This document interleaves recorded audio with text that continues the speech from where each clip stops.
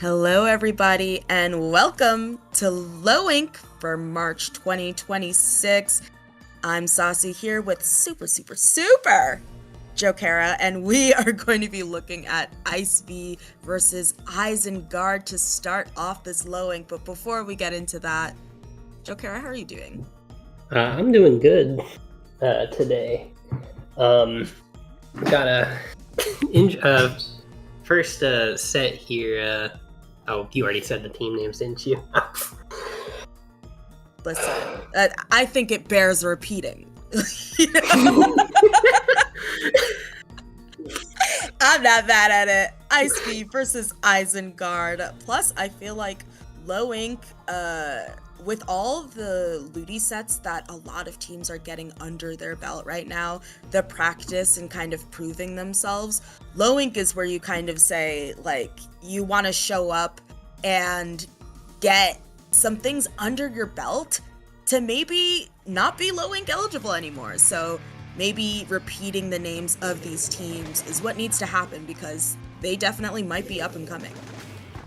Yeah. Getting into the game here with Isengard playing Custom Blaster, Wiper, Enzap, Tenatech, and Ice V playing V-Shot, Dapple Nouveau, Pencil, and Dread.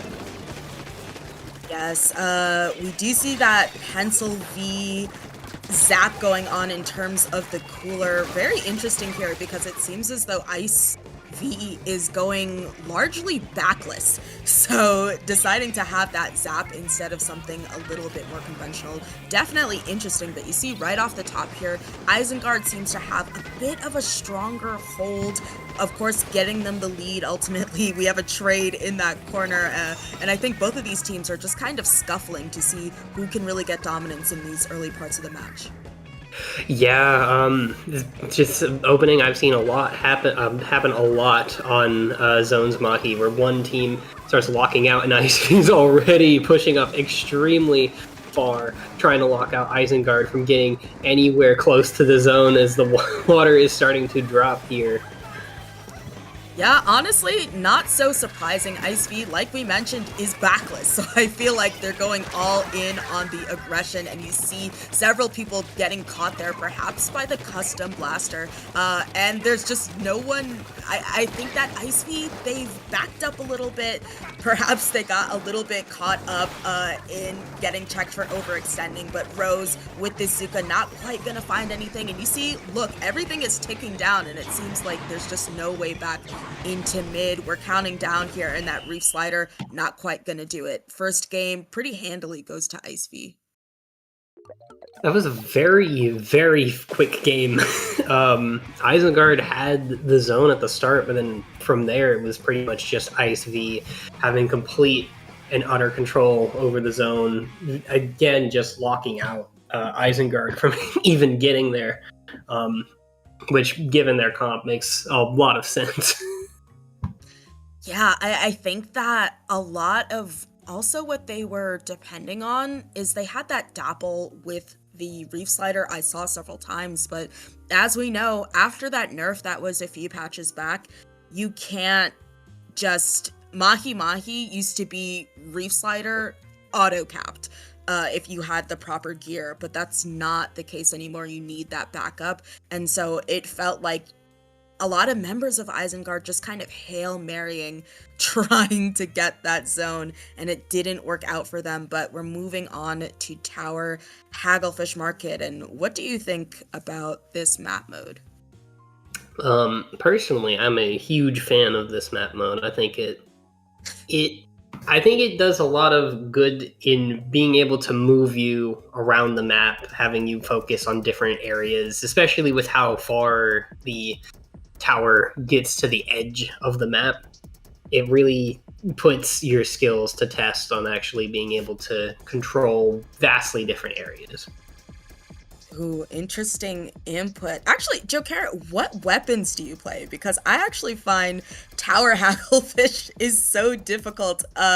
You're mentioning it tests your skill. Perhaps I simply don't have the skills, and we'll see if both of these teams have those skills, because it can just be so snowbally. Once you get past that second check, it can kind of feel like GG's, but we have a change here to the decaf. No wonder they probably want that bubble for tower, and an E leader doubling down on the fact that they really want that backline. Unfortunately, gonna be a little bit difficult going up against that bubble, but we'll see how it works out for them. Yeah, both teams currently, we're just in the middle of the map right now. It's just a scuffle to just try and gain as much ground to get tower. Neither team, Okar, coming in, immediately trying to take some space. Ice V, again, looking to take some immediate names as Heartbreak gets a double with the Tri-Strike. Yes, they are continuing their push right now. We have those counter strikes coming out because I think there was a double to be had from that T-Tech there. But you see, look at Ice V. They just have so many specials online, despite the fact that the decap is down. It's only going to be the leader. They're trying to stay safe, getting ledged out by that custom blaster. So we are past that first checkpoint, cruising off to the second, which I'd argue is one of the hardest. And they seem to be doing a pretty good job, Joker. Yeah, it's interesting to see that the switch to the decav to have that bubble for breaking checkpoints has not really been needed all that much. The decav has been extremely far up, trying to take space. So many members of Isengard, so many members of Ice V are going down here in the battle for this, in the battle to try and get to the third checkpoint here, as Isengard has not really at all stopped Ice V, as Ice V is continuing to make a push. It's funny, when we saw Heartbreak there, I was surprised that none of their teammates jumped in. Of course, it's unsafe, but I feel like more often than not in Tower Control, people are just like, listen, I'm just trying to jump onto there, see if I can get the momentum. But we have gotten to checkpoint 3 and a double to be had. I think that is just going to be it here. So Ice V just sweeps along with this last checkpoint here. Yeah, I think it was interesting to see the swap to the decav. I definitely think that the bubble was probably meant to help be there for breaking checkpoints, but honestly, you don't even need to use decav or bubble in that way. You can entirely focus on playing aggressive, entirely focus on just trying to get picks, especially when decav is still such a pretty relatively strong frontline aggressive option. Absolutely, I completely agree. You can use that bubble instead to take space so that, especially bubble breaks so fast on the tower, sometimes you want to put that in front so those people are boxed out from even contesting the tower. But Low Ink, of course, is play all 3 here in the group stage, so regardless, we're going to Rainmaker, Scorch Gorge, and I have to wonder if we're going to continue to see that decav where they can kind of bubble those checks and take that space for their teammates to get in. I kind of feel it could go either way, actually, especially with how good Wiper is with that stamp for just getting good DPS on the Rainmaker shield and being able to act as a solid entry special to just give a path for the Rainmaker to go. I feel like it could go either way here. What I'm honestly more interested in seeing is if Isengard ends up switching back to the Dread on this map with how many more ledges there are. I feel like how many more ledges there are in comparison to Haggle Tower to actually make good use of Dread's range. Good point. I think that ultimately having these specials like a Reef Slider, like an Ultra Stamp, is just a lot of power for getting up those ramps and to that initial check. Scorch Gorge Rainmaker, we're not going to be looking for knockouts. Knocking out here usually means disaster for one of the teams. But what we do see that I think is quite interesting, double dualies on the side of Isengard, as well as a switch from a more traditional backline instead to that heavy edit. And I gotta say, Jokera, I love to see that. Yeah, I think Isengard is definitely trying to balance out Ice V's own aggressive compass. Ozar comes in getting 3 picks with that Ultra Stamp, immediately giving Ice V the checkpoint, as Ice V is already looking to push up extremely far, not even a minute into the game. Like I said, if you see a knockout on Scorch Rainmaker, then a disaster has struck. And speaking of disaster, a wipeout here for Ice V right off here. All of their members are up. They're moving forward to try and dunk that. Not quite gonna get it, but like you were mentioning off the top, that Ultra Stamp, definitely gonna get some people down. It's just the dualies, but oof. A tough first minute here for Isengard, and perhaps a tough last minute as Ice V dunks that final check, getting a clean 3-0 in no time at all. You know, this reminds me of a similar game I remember seeing ages ago, back in Splatoon 2, on Rainmaker Blackbelly Skate Park, where a very similar situation happened, where one team just completely rolled through the entire map, and the game ended within a minute. I'm surprised they can even swim from one part of Blackberry Skate Park to the other side within a minute. I feel like that stage is just so big. But yeah, I think here Ice V, clearly a really strong team. Maybe Isengard not quite prepared to deal with the level of skill coming out of Ice V. So definitely a really strong showing there. Yeah, taking a look at some of the other games here in the Swiss for Low Ink Day 1. A lot of teams are there are a lot of good number of teams that are 2-0 or 2 games in. There's still a good number of teams that are only 1 game in. With how fast this set went, I think it's one of the first to actually finish. Yeah, we also have 11'8" Bridge, which is a team I have seen around as well. Maybe no surprise there that they've 3-0'd their set in similar fashion, because this is just a strong team as well. So yeah, like you mentioned, we do have a lot of teams. It's so interesting to see the 1-0s versus the people who have already gotten through 3, and of course they all have to play 3, so eventually they'll get there. Yeah, I think for now though, do you think we should probably take a break here and just give the other teams some time to finish up so that they can get to the next round of Swiss? Yeah, we might be waiting for a while given how quick that set was, but that gives everyone in the audience time to hydrate, get a snack, at least on where I am. It's about 1 p.m. on a Saturday. Go ahead, maybe even run to the store, but put us on your phone and in the pocket so you won't miss us when we come back.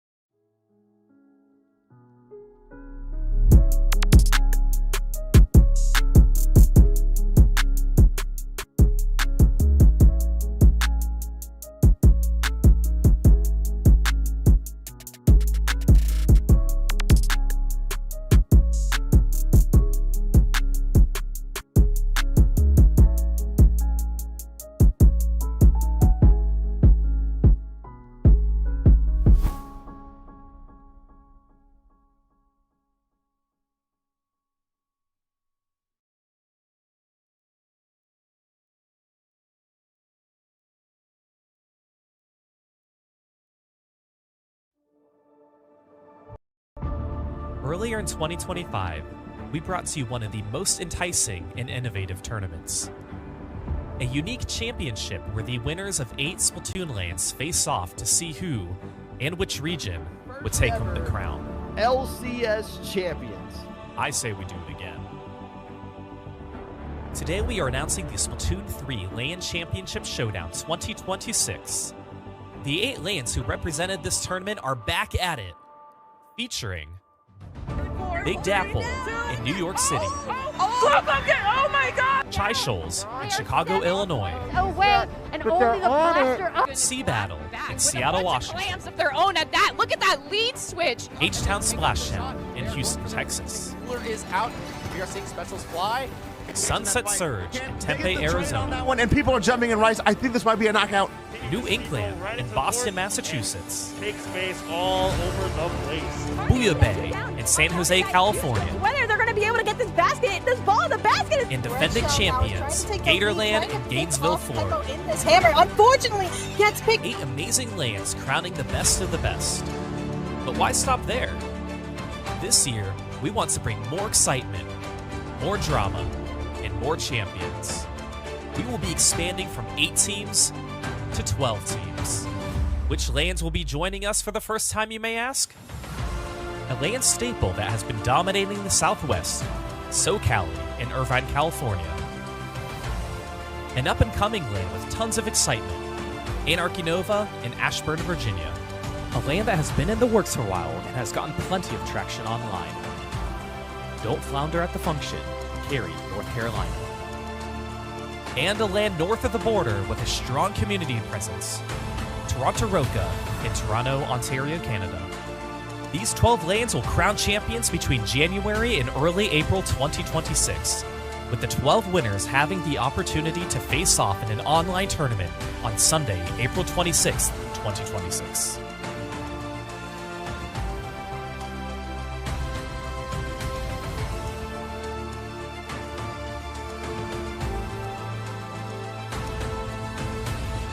Which region will come out on top?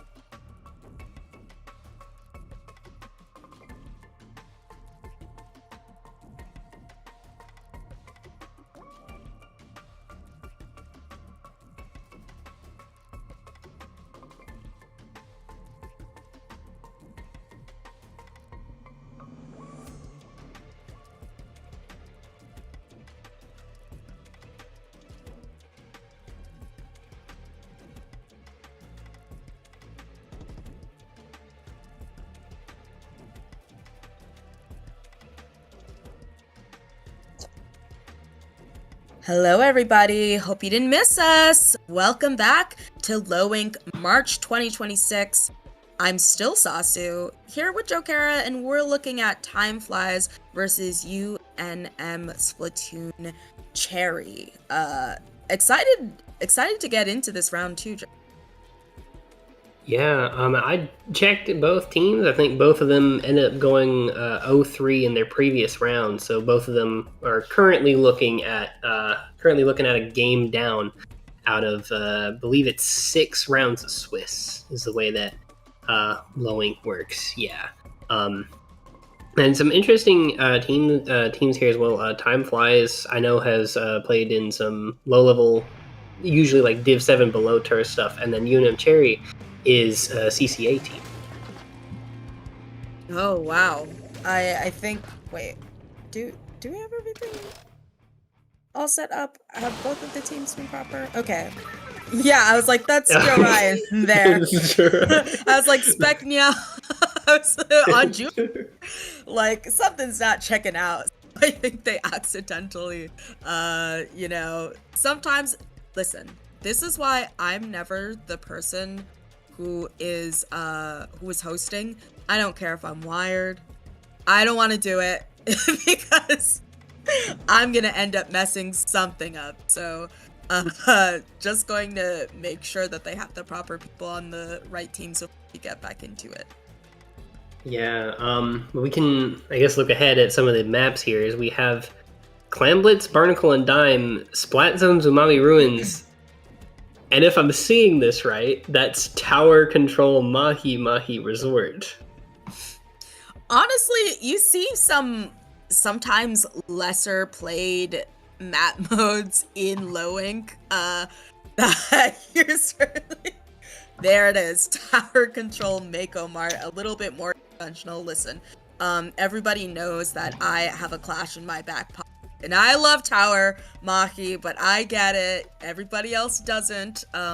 It's a leader feeder ground, so it will be Tower Mako Mart instead, which is also a good Clash map. So win-win, I suppose. That's a shame. We could have had TC Mahi, but okay, whatever. We can have TC Mako. Yeah, I think a lot of these maps, I think, definitely encourage different ways of actually playing. Especially, I feel TC Mako definitely encouraging you to have to push ahead a little further to make sure that you actually can secure all the checkpoints. I think it's going to be interesting to see if we see any comp switches throughout the game, throughout the match by both teams, to sort of cover what each map is going to need, or if they're just going to stick with the same comp, stick with what works. Yeah, I think I'm curious to see that as well. And like you mentioned, both of these teams going like, what was it, 3-0 in their prior sets. Someone's going to have to lose. And clearly both of these teams are strong enough that they can just their entire sets. So getting into this, I think everyone finally on the proper teams. I'll take a look at the comps. Always going to shout out a Forge when I see. And then I think, I don't know if I'd call it a conventional comp coming out of UNM Splatoon Cherry. I feel like, especially the VAC 96 has been really in use these days. Yeah, I've definitely seen it being used, especially on, I think it's in a lot of area cups. You generally start seeing it, but getting into the game here, we have Time Flies immediately trying to take some space, already taking control of mid, as UNM Cherry is looking to try and currently push them out, try and take some space. Both teams are currently just in mid, fighting for control, trying to push up a little further to get closer to that basket. Yeah, but one thing I really love about Barnacle and Dime Clams in particular, and you have that jump out from Joke, which was really strong there, is that even though it can be really with Lockout, you have Neru just weaving, ducking and weaving through there and getting that ball in. Honestly, this has been so high tension, high octane like excitement right off the top. I can't even get a thought in. Everybody's just running all over just everywhere. I don't know. A lot's happening. Yeah, we see UNM Cherry taking back mid, using that opportunity that Time Flies had to push back in order to try and take some space here in mids. We see a Vac coming out. Unfortunately, he's going to go down to the whale, and Reef is able to take out the pen as the Ink Brush Nouveau not able to find anything, as the Time Flies is already looking for another push here. Yes, and they get it. That is, what, something like 3 consecutive power clams just tossed in there, and Miss Frizzle just checking that mini, I believe, and I think that they have the clam economy to finish off that entire push in practically no time at all. Time Flies is correct, because what a speedy game. Yeah, both teams... Time Flies they had so much more control over space even when they had the push back in. They already had the specials, already had the clam economy to actually begin taking space, and they were not delayed at all in trying to make that second push. They had already gathered all the clams that had spawned on the other side of the map and immediately just pushed in, looking to end the game as fast as possible. Yeah, great call out there, Jokera, because I feel like literally what I was going to point out is often when you think of, let's say, Barnacle and Dime on zone, right? Wow, that was like such great mechanics, that display that we saw there. I was so surprised I had to just drop what I was saying, but a lot of the time it's about locking out, but what you'll see is some teams move forward for the lockout, but they don't have the clam economy for a proper push. But Time Flies really accounted for that, and you see here 3 consecutive power clams hit that basket. Miss Frizzle takes that top right, and they're just able to hold while they get all of those in. So really good management and teamwork seeing out of Time Flies. Yeah, but now we are moving on to the next match on Splat Zone's Umami Ruins. I definitely...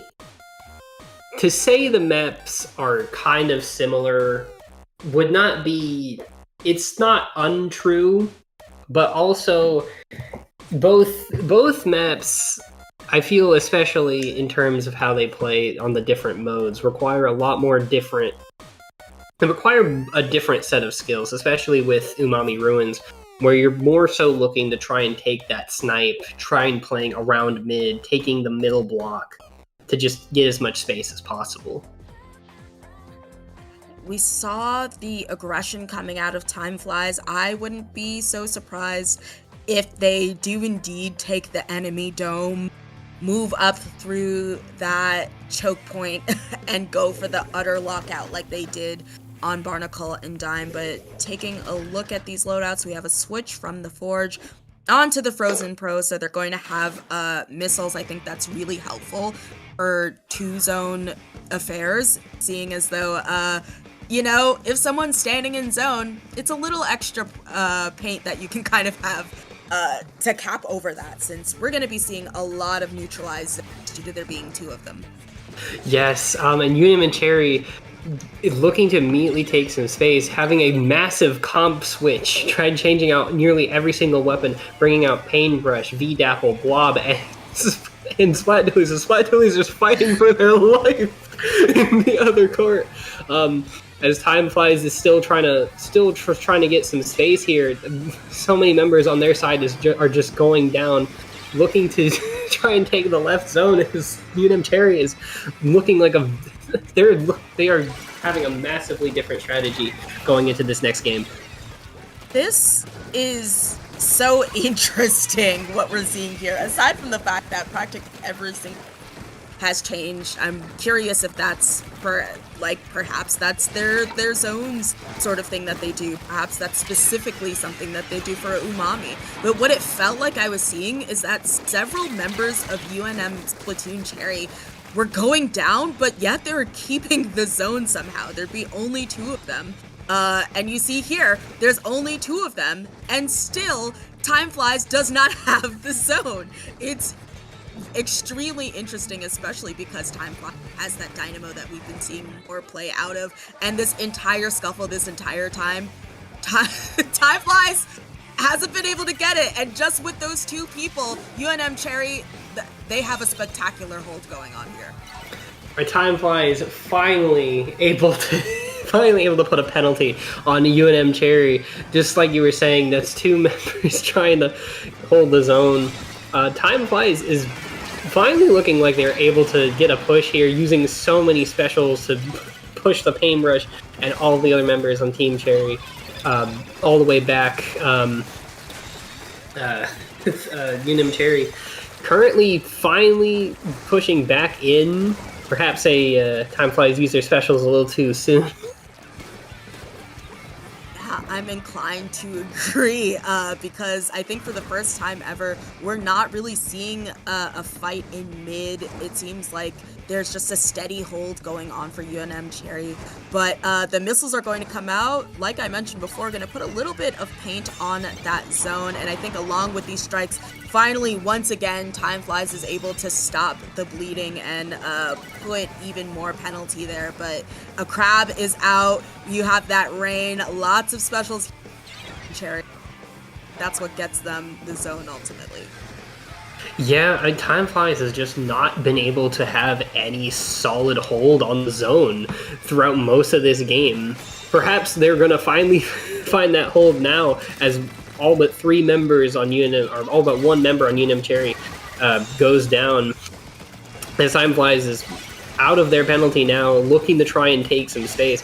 But due to the nature of how this map is, you just need to lock out 1 zone, and it instantly stops any push that you're able to make. Yes, but it feels like, at least I was thinking, finally Time Flies has a really solid hold, but just like nothing. I think that might have been Yellow, or rather one of the Dapples, getting a double, which just puts them in a precarious situation. The Dynamo is on top mid, not where you want the Dynamo to be if you're UNM Cherry, and I think that... that is the flow aura there for the Blah Blobber. I think perhaps this unconventional comp, I feel like these weapons that can be a little bit annoying in solo, that being the Paintbrush and the Blah Blobber sometimes, are giving Time Flies a lot of issues. It just feels as though they can't have all of their members up without someone just going down to a stray. So finally, once again, they do have this zone, but we'll see if they're able to keep it. They've been having trouble so far. Yeah. It feels like so many weapons on this comp for UNM Cherry allow them to either paint the zone from the other side of mid, or just move extremely fast. Paintbrush not included in that, unfortunately, but they're just able to lock out UNM Cherry so fast and so easily. We're 10 seconds now left in the game, and UNM Cherry still has a lot of points that they need to try and make up if they actually want to try and win this game. What? I'm watching them have trouble painting this zone. Perhaps that's just a lot of paint, but you see, this is a huge opportunity. I think the Dynamo finally gets this pick, and they get the zone back. That's going to be a delayed wipe, but a jump in from the V Dualies is going to neutralize that zone. Everyone's going to have to turn around and get that zone back, and they don't do it. They let the Dualies just paint over that, and that ties up our set at a 1-1. Jokera, how unfortunate. That was how unfortunate indeed, but I gotta see that jump from the Julie, getting a last minute jump to the Paintbrush to get behind the zone as the Dynamo. I'm assuming just they had, because of stealth jump, they just could not see the jump that was coming in, and allowing them to paint the zone behind them, forcing a lot of the members of Time Flies to have to look back in order to paint the zone, distracting them enough so that UNM Cherry could take back the other half of the zone and stop overtime. Wow. Wow. Unfortunate is really the only word I have for that, because I'm like, no, how does this happen? Very hopefully everybody's on comms, right? So you think maybe the Dynamo calls it out, people turn around to say, hey, like, we have to paint over this. I think what ended up happening here is time flies, or rather UNM Cherry, their comp was disorienting enough that it just made time flies have to flail a little bit. And I'm extremely curious as to what they're going to decide to go for tower control Mako Mart, seeing as though I feel like time flies was never quite able to get their footing the entire time. Yeah, I personally, for me, I'm hoping to see either a Comet's Octobrush or a different version of Paintbrush, especially with. That's just me, though. I feel both of those weapons work very well on this map, from my experience. Yeah, you have that Kraken, of course, like we talk about the GG Booyah, and the GG strikes and those sort of AoEs, but I think Kraken can also sometimes be a GG special. Just pop it, clear that tower, everyone's off essentially. And I think that the AoE as well coming out of a brush can be so lethal on a place like Mako Mart that really relies on verticality, but we have a mirror match in terms of the Forge. I love to see that, and a double backline coming out of Time Flies. Very interesting stuff. I've not seen Boa Hydra in a long time, so this is going to be, I think, an interesting game, especially with having that bubble for breaking checkpoints and at least having that backline in order to just keep the members of UNM Cherry as far back as possible, trying to outrange that blob. Currently, both teams not gotten on the tower at all. Currently, Time Flies is looking to take some space here, getting pretty much a wipeout on UNM Cherry and immediately starting to push up forward.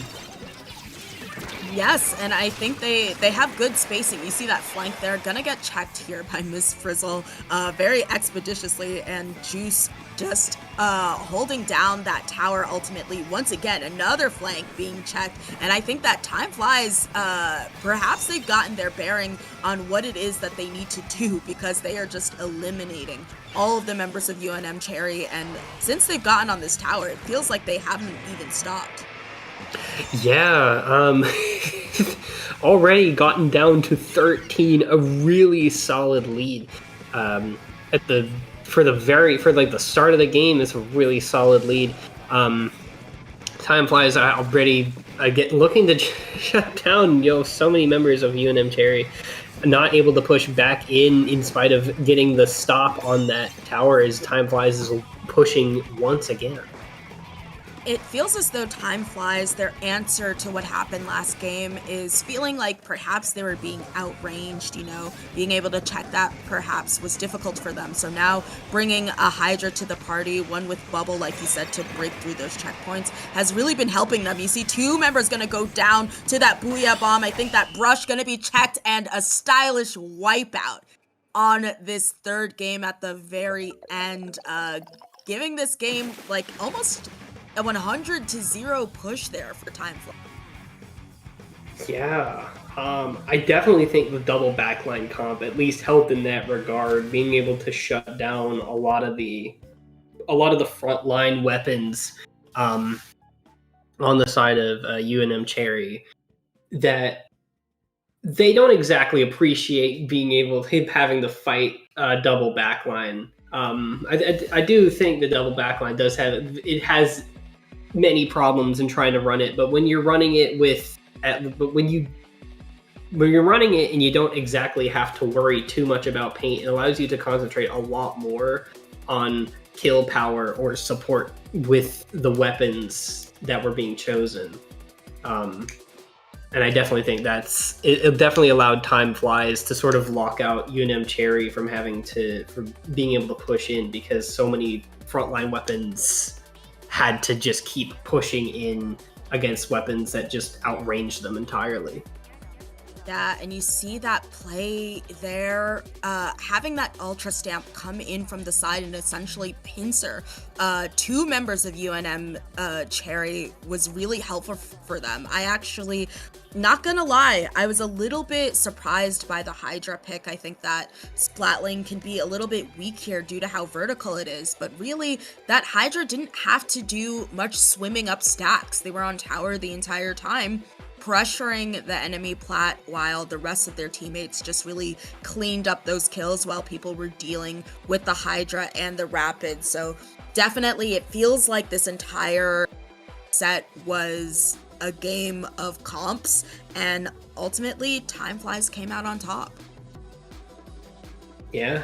It's not really a whole lot else to add there.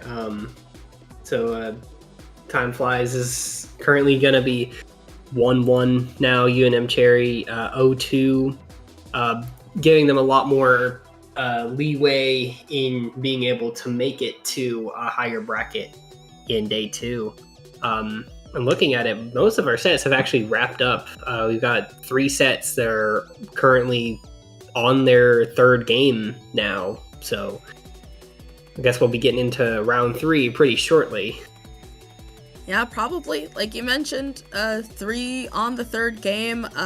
Of note, I think we have 11'8" Bridge, a team I called out earlier, again, going 3-0. And before, I feel like we saw a little bit more variety in these teams and how they were doing, but definitely way more 3-0s before.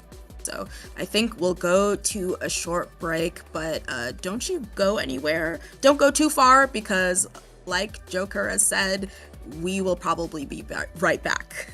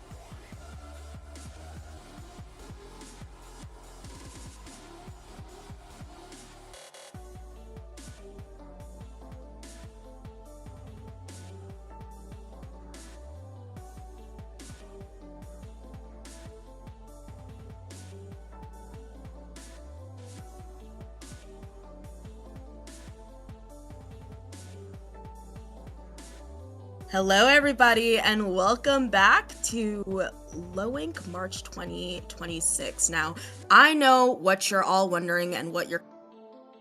how is the DAO doing? Well, the DAO is at about 45,000 right now, but, I know the second thing you guys are wondering about, and that's who these teams are. That's going to be Squid Busters versus Catsune Meowku. I just gotta ask, where do you come up with these kinds of pickup names? It might not be a pickup team. I'll be honest, I don't know. I'm so used to seeing these kinds of names all the time in SOS. Squid Busters, I know, is an actual team. I've seen them play in a few events before. Listen, I'm always here for a Hatsune Miku joke in the name, but speaking of which, we are going to be, look at these teams. They're rushing to mid to go get this Rainmaker on Humpback, and I'm already seeing Patrick. Patrick doesn't even have stealth jump. This sploosh is absolutely raring to go to just burst that Rainmaker shield open and go, go, go. Already, Katsune Meowku has already gotten a triple, looking to immediately break the checkpoint as the Octobrush and Sploosh worked together to take a lot of names, immediately getting another double on the side of Squid Busters, who, in spite of their double hammer comp, are not able to prevent the checkpoint break. I hope someone clipped Jokera saying immediately Hatsune Meowku gets a triple, but, you know, not surprising that this double hammer comp wasn't necessarily doing much for them, as many of you know, there's been a recent nerf to hammer and its radius, so maybe not as oppressive as it used to be. But speaking of oppressive, Lily with that well string kind of matching that sploosh in that object damage, definitely putting in a lot of work to make sure that Catsune Meowku doesn't continue with that push. Yeah, just seeing so many things, but Catsune Meowku is just playing so much. They're playing an extremely aggressive comp here. So many weapons want to push up far, as we see the Comets coming out with the Kraken, looking to try and prevent, at least disrupt Squid Busters from being able to push even further, in spite of having taken mid. As Meowku has already immediately taken back mid and looking to at least prevent the Rainmaker from pushing any further. Yes, listen, this name, a little hard to take seriously, but clearly they should not be taken lightly, given how far they pushed and how good of a job they're doing from kind of stopping Squid Busters from getting a solid push in. But you see Patrick doing sploosh things, going for that flank, doesn't even necessarily have to get anyone down. The rest of their teammates just clean that up. So once again, another pickup for Catsune Meowku as they come around the bend to this choke area and see if they can get even more on the board. They have so many rushdown specials already looking to push up, take so many names, take so much space here as they get down to 14 on Rainmaker Humpback, which is a really solid lead, but from something I at least know on this map, Patrick is already contesting, fighting against all four members to prevent the Rainmaker from popping on the side of Squid Busters. Yeah, I have to call out Patrick here. Aside from having that sploosh, having the object damage, to really contest a team of people trying to shoot Rainmaker, I think it was just a 1v1 and they had the confidence to just dive the last person alive and get that pick, and I think that really worked out for them. But in the meantime, 3 members of Squid Busters down. They do, I think, get that check, which is going to be huge for them. Now they can finally start a push and see if they can, like, take that. But pick gonna happen here for Catsune Meowku. Once again, we have a rush down special taking people down, and this is feeling like a bloodbath. Finally, Squid Busters getting another push in here, and we'll see if they're able to take the lead. Not quite gonna happen. Yeah, this is something I've noticed on this map, especially as Patrick immediately just drops it, is looking to take it all the way around, is looking to push it all the way back to the other side of the map. But you never have a safe lead on this map. Squid Busters still have a minute left, are currently up to 26, but with how easily they were able to push to 26, there's a good chance they could just take the lead back. All of these specials are just so aggressive. You have that Kraken coming out from the Comet's Octobrush. This 1v1 between Patrick and ZH. Ultimately, ZH that going to come out on top. Leave that for Velvet to pop so that they can continue once again. They go into mid. This Zuka is active, and like the retake pressure is absolutely insane. I think the most passive thing we maybe have in the entire is a wave breaker, and in the meantime, Velvet just holding this corner. They're gonna get rushed down by this now Krakening rush, and I think that is unfortunately all she wrote. That game, there were so many fights happening in that game. It felt like there was a fight happening everywhere on the map, as we kept seeing players go down left, right, and center all across the map. With, again, the extremely aggressive comp. I think both teams, honestly, had extremely aggressive comps. But Catsune and Meowku just had the greater amount of aggression. I don't know how you would describe that. Honestly, I'd say Katsune Meowku, what they had was Patrick, right? That sploosh that didn't even have stealth jump just went full stocks in in that swim speed, and I think that's why we saw them, like, when they dropped it immediately and Patrick immediately just like slam it to the enemy elbow. This is the push that ultimately got them the win, and I think here's what I'm talking about. One person up, and yet Patrick feels confident just diving that person instead of even stepping back for their team to get jumps. I think it is that aggression ultimately that got them the W in the end. Yeah, but I think even still, Squid Busters, here we see Squid Busters a huge push down to 26. They had just broken the checkpoint and were still able to get down to 26. So I do think that, like, even in spite of Catsune and Meowku taking the win, we're probably gonna be seeing a very close set between both teams here as we move into our next game on Clamblit's Scorch Gorge. Yeah, honestly, this is going to be an exciting one to me because you have teams with these aggressive specials. I think we have Bazooka, we have lots of Ultra. It's going to be fun. I think that when it comes to Scorch Gorge, pushing up to that basket, up that ramp, it can be kind of a choke point. The enemy team can bomb it out. So watching these teams just pop their specials and do what they need to do to get through that choke point and to the basket, I'm sure is going to be very entertaining, just like Rainmaker Humpback was. Yeah, I'm certain we are going to be seeing some flanks around the grates on this map to get around and provide some disruption for either team that are currently locking out their plat here.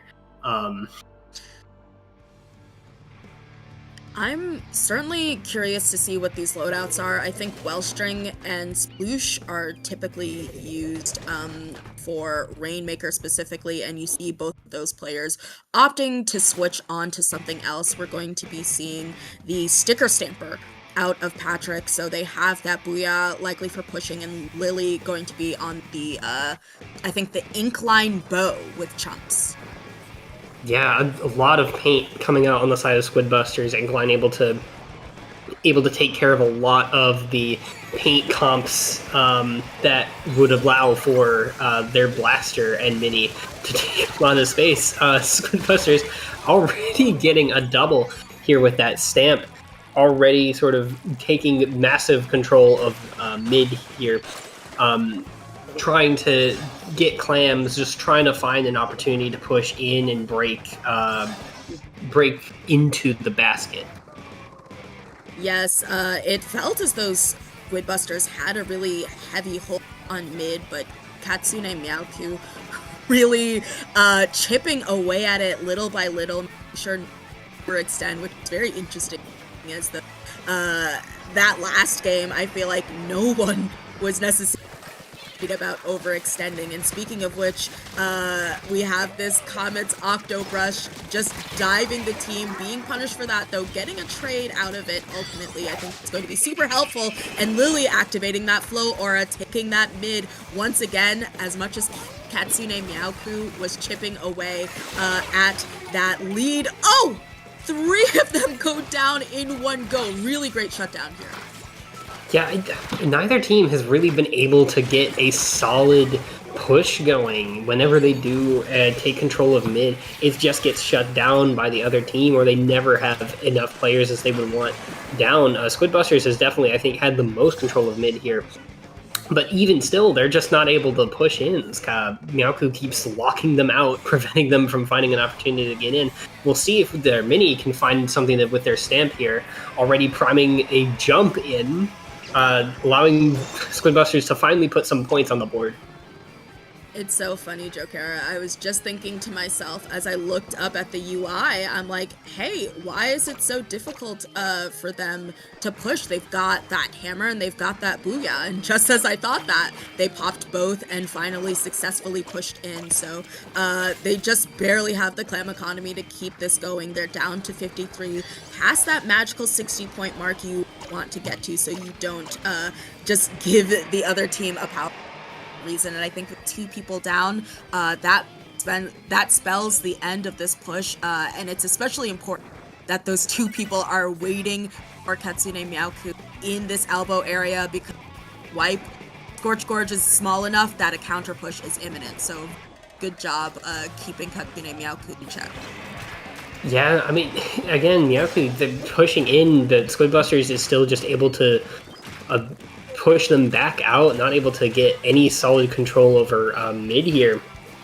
I definitely feel that the bow has been helping a lot here, providing a lot of paint, getting a nice pick on that heavy splatling there, looking to try and take out Patrick there on the stickers stamper, and Squid Busters again priming themselves in order to having enough clams, making a power, or looking to try and push in again, not able to find anything, but still having good control over mid.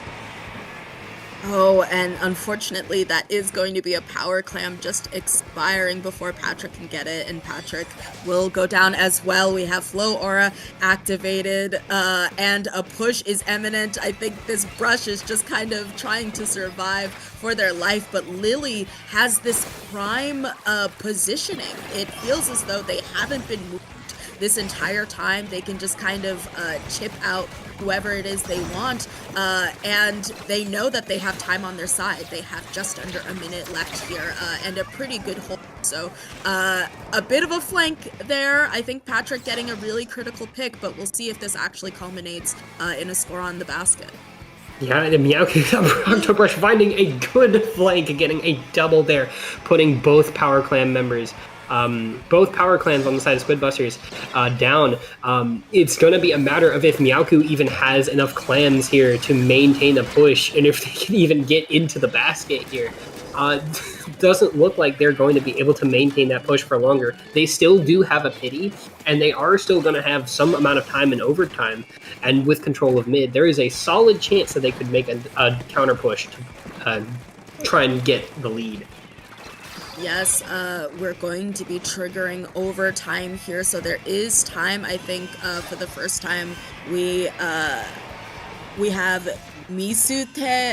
Misuteru here on the heavy, just going to check that Ultra Stamp. That's exactly what they needed. And they have the Custom Blaster just lying in wait, and they shark out 2 members. I think the brush is trying to keep it going, but there's not enough time. That was a close one, and honestly, we might have seen a turnover if they were able to score that. Really close one there.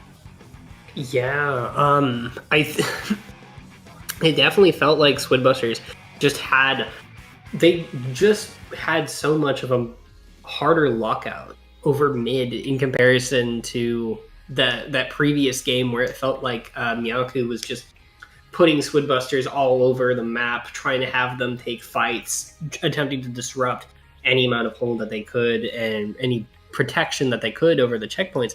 But here, Squidbusters were not deterred. They were not moved out. If we see again the bow getting that very solid pick there on the heavy splatling, and already again just had the potential, had the control over mid, had the clams, had the ability to just maintain push and prevent Meowku from even getting any clams to begin with.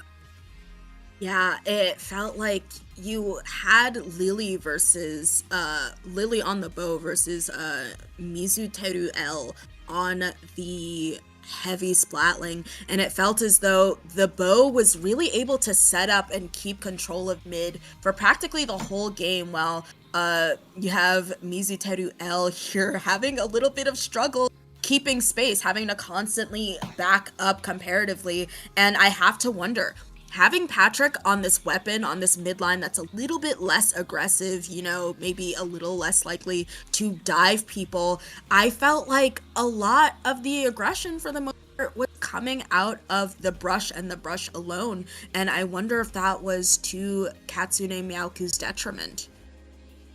Yeah, it's a little unfortunate, especially with them only being able to get one push in. Notably, thanks again to a lot of disrupting Squidbusters' entire hold over the checkpoint. So I think it's gonna be interesting as we get into our last game of the set here. Both teams 1-1 on Hagglefish Splat Zones. Yes, I personally like to call this stage and mode the Great Equalizer, because I feel like Splat Zones Hagglefish is so standard to absolutely every competition. Everyone roughly knows how to play this. I think that there are flanks, there's a lot of things for you to utilize, good sight lines, and so both of these teams have queued in. No change from Patrick, notably. No change from either of these teams for their comps. So they're just gonna lock in and see how it goes on this really conventional map mode. Yeah, I mean, both teams, they have the paint, they have the solid aggression. It's gonna be interesting to see as Catsune and Meowku immediately gets one down, goes zone one down themselves. Currently having somewhat control over the zone, trying to do anything to get the zone here. Squidbusters immediately takes it back. Both teams are currently, we're just seeing a lot of skirmishes, a lot of slow fights from both teams, just looking to try and get any amount of lead here.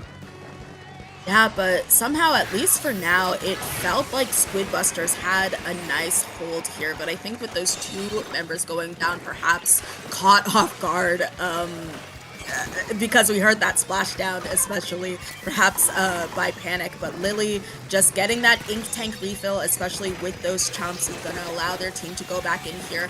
And I think chained in with this Booyah, this is just a wave of paint and pressure that really puts two of those members of Squidbusters out of position. So I think a little bit of punishment there for over-committing perhaps, but I think this is a really good push and hold for Squidbusters so far. Splashdown coming in to take a triple, I believe. Either triple or double. I'm not too certain where that third member died. Squidbusters immediately trying to getting a really solid lead here, all the way down the 22. Kraken looking to disrupt, able to take out the custom blaster. It's not able to deter Squidbusters from taking the zone. Chumps coming out here. Both teams fighting over the zone. Catsune and Meowku finally able to put a stop to Squidbusters' push. Yes, and there's going to be a trade there with that Ultra Stamp, and two members of Catsune and Meowku moving up, seeing if they can put some pressure on Lily, and it's going to do just that. Lily backs up along with the rest of their team, Patrick ledging under this tent area bottom right, and I think Velvet just trying to take some of that space, displace a few of the members, and it seems as though like Catsune and Meowku has really found their footing. 3 of those members are gonna be there, but the last person up is going to be that heavy with low aura. So Boo gonna cap off that zone for good, and I think that Catsune and Meowku almost really got there. They had something going, but Squid Buster is definitely hitting. Yeah, I mean, both teams fighting to see the Octo Brush all the way on the other side of the map. Once again, using that Kraken to disrupt Squid Buster, finding Meowku the zone again. Squid Busters is currently just waiting for their specials. Booyah Bomb gets popped here. Hammer also gets popped. A lot of specials are coming out right now on both teams as they're just trying to look to maintain their lead.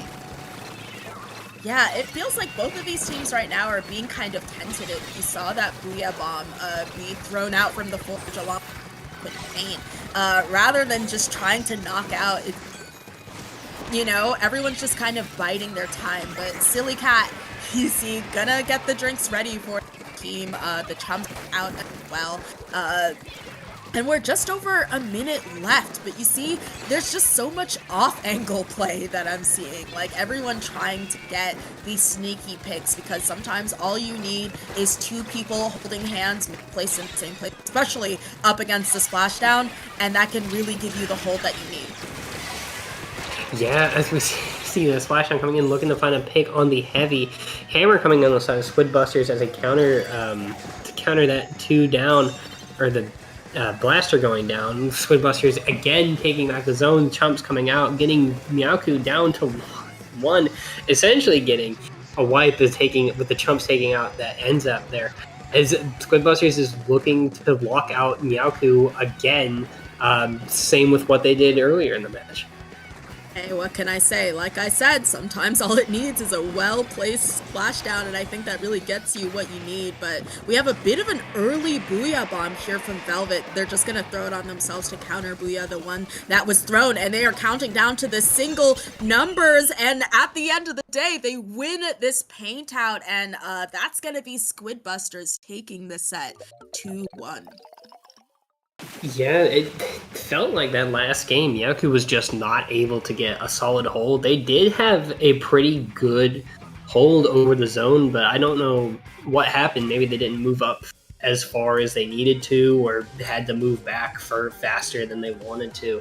They're just not able to find any solid ground when they were able to get a push, and Squid Busters just kept pushing back in again and again to keep adding more and more penalty on the Squid Busters, and were able to take the set.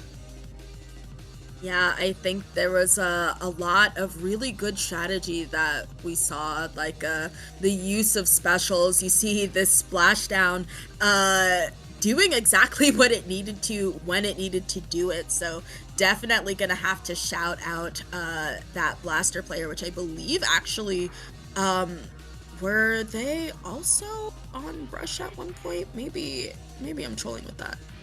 No, they weren't. I my comps are getting. Am I wrong? I don't think I didn't see a Brush last game out of the first game. I'm not too sure what they played the first game. I'll be honest. The first game, very interesting with those comps. But I think ultimately, some really well-placed specials is what kind of won them the day at the end there. So really good showing there from Squid Busters, and I'm sure it's really good to get these games in for Lowing. But I think that's essentially going to be it, at least for our time. I think that I know what you're all wondering. And that's how the NASDAQ is doing. The NASDAQ is at 21,000 at the moment, but the second most thing that I know you guys is where you can find Super Jokera online. Su- To provide an the answer, people want it.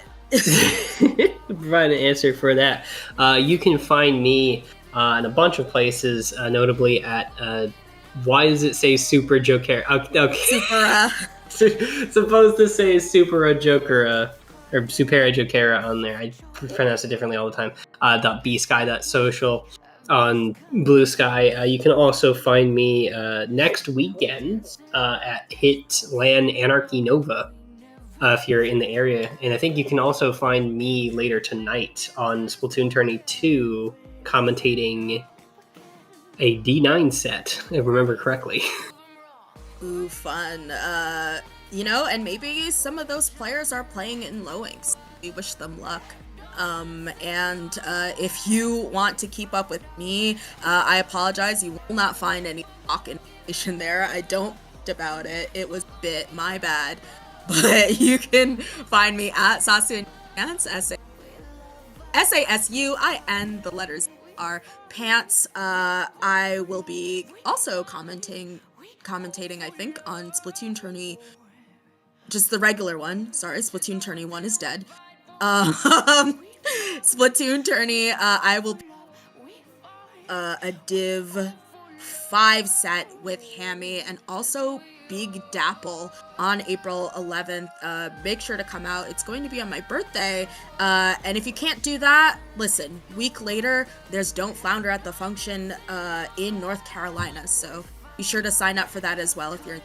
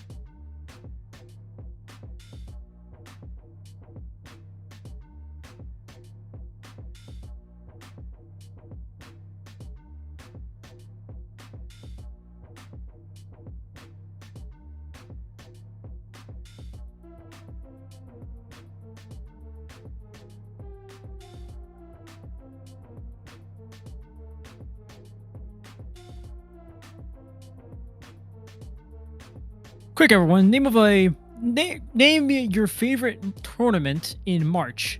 If it isn't Low Ink, then you're getting it all wrong and you're on the wrong stream.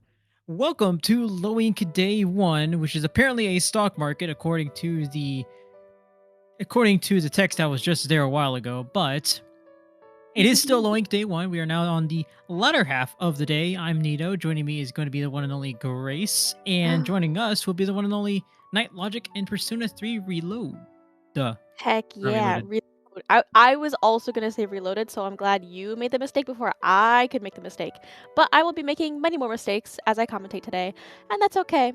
But these teams, I was so excited to see, first of all, the Night Logic, such a veteran low-level team. They were around when I was still competing under Up the Ante.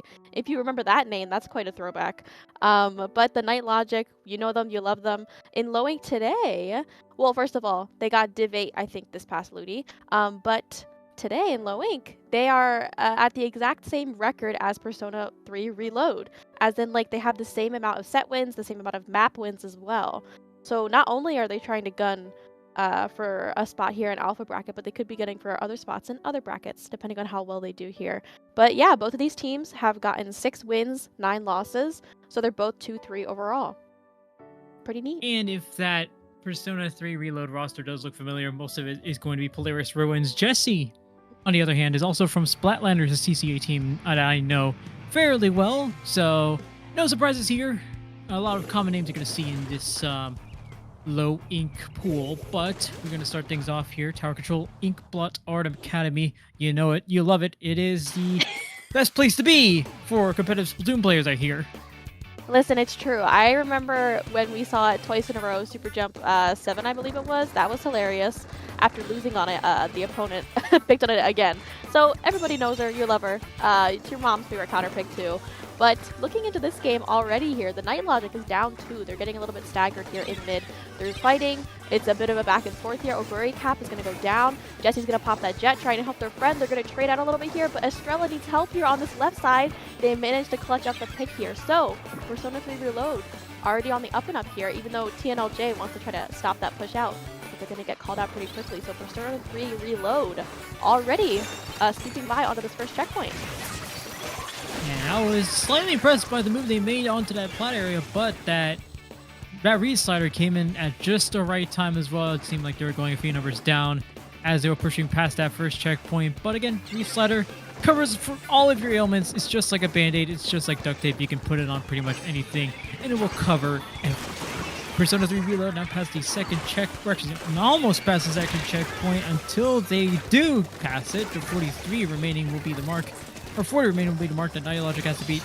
Maybe beat this Neo Splash to it? Yes, they do. 3 people right there sitting comfortably until the strikes come out.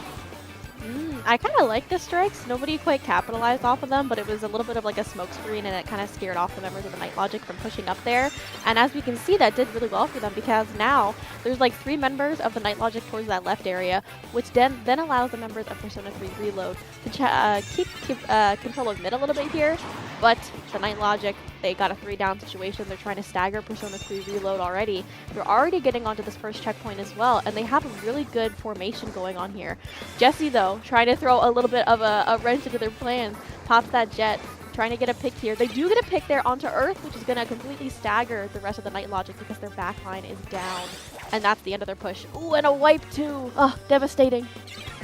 It seems that Jesse is the arbiter of chaos, seeing how they were able to pair up with the rest of these players with the Inkjet, with the bow. I mean, there's what can't we see from Persona 3 Reload, as that Reslider gets stopped by a splash wall, funny enough, with how much use it gets out of its own, out of just being Reslider. I'm surprised that the splash wall was enough to stop it, but Persona 3 Reload is going to keep going nonetheless. They do have a few numbers down, waiting for some to come back, and going to be waiting even longer as we see more players going down. But even then, with a few players going down, it still seems like Persona 3 Reload has this lead comfortably well for the time being. Yeah, and I mean, looking at Persona 3 Reload and their kind of formation that they have going on in mid too, the Night Logic is just having trouble pushing up at all. Like Jesse here is stationed up here onto this right stack, and anytime the Night Logic tries to come in there from that left area, from the cover of their teammates, trying to coordinate together, they can't really get through. Like with these strikes though, this might be their chance to try to bust out through mid through this hole that they have, but the strikes again coming out, gonna pretty much stagger the Night Logic's offense once again. But the crab on the tower, you know what? I would also not want to fight the crab on the tower. Jesse, though, tries to pock some more shots there with their jet. But two of their front lines here, that splash and that stamp, are going to completely stop the Night Logic's push in its tracks. They, like, pinched the tower. They were attacking it from all different angles. So going into this last minute or so here, Nito, I feel like the Night Logic just has to get a better spread of players trying to push the tower forward if they even want to try to get this game here from Persona 3 Reload. Another reslider coming in from a Guri cap. Nothing there. Factory players go down for Persona 3 Reload. The Night Logic looks like they've been listening to your calls, and this is a good time for them to set up and do good on that promise. 50 seconds to go, and they have one more checkpoint setting them back between their current status and a victory. But as we say that, two of their players going down, might be three. This crab's in trouble. There you go down as well. And we have to see this Neo Splash, see what happens to them, as they're still in a fight with the Guri cap here from Persona 3 Reload. Night Logic still trying to get this, still tries to keep this tower rolling forward, but Grace, unfortunately, is going to slow down from there and, in fact, go backwards, back into the hands of the Night Logic. Yeah, but I mean, they still have the tower on to Persona 3's side of the map. With the strikes coming out, though, and then the GG jet from Jesse that we've been talking about this whole game. Oh, it's going to be difficult. And then they just got completely pinched here in mid. But they still have a little bit of lasting power. That Stamp trying to find a pick.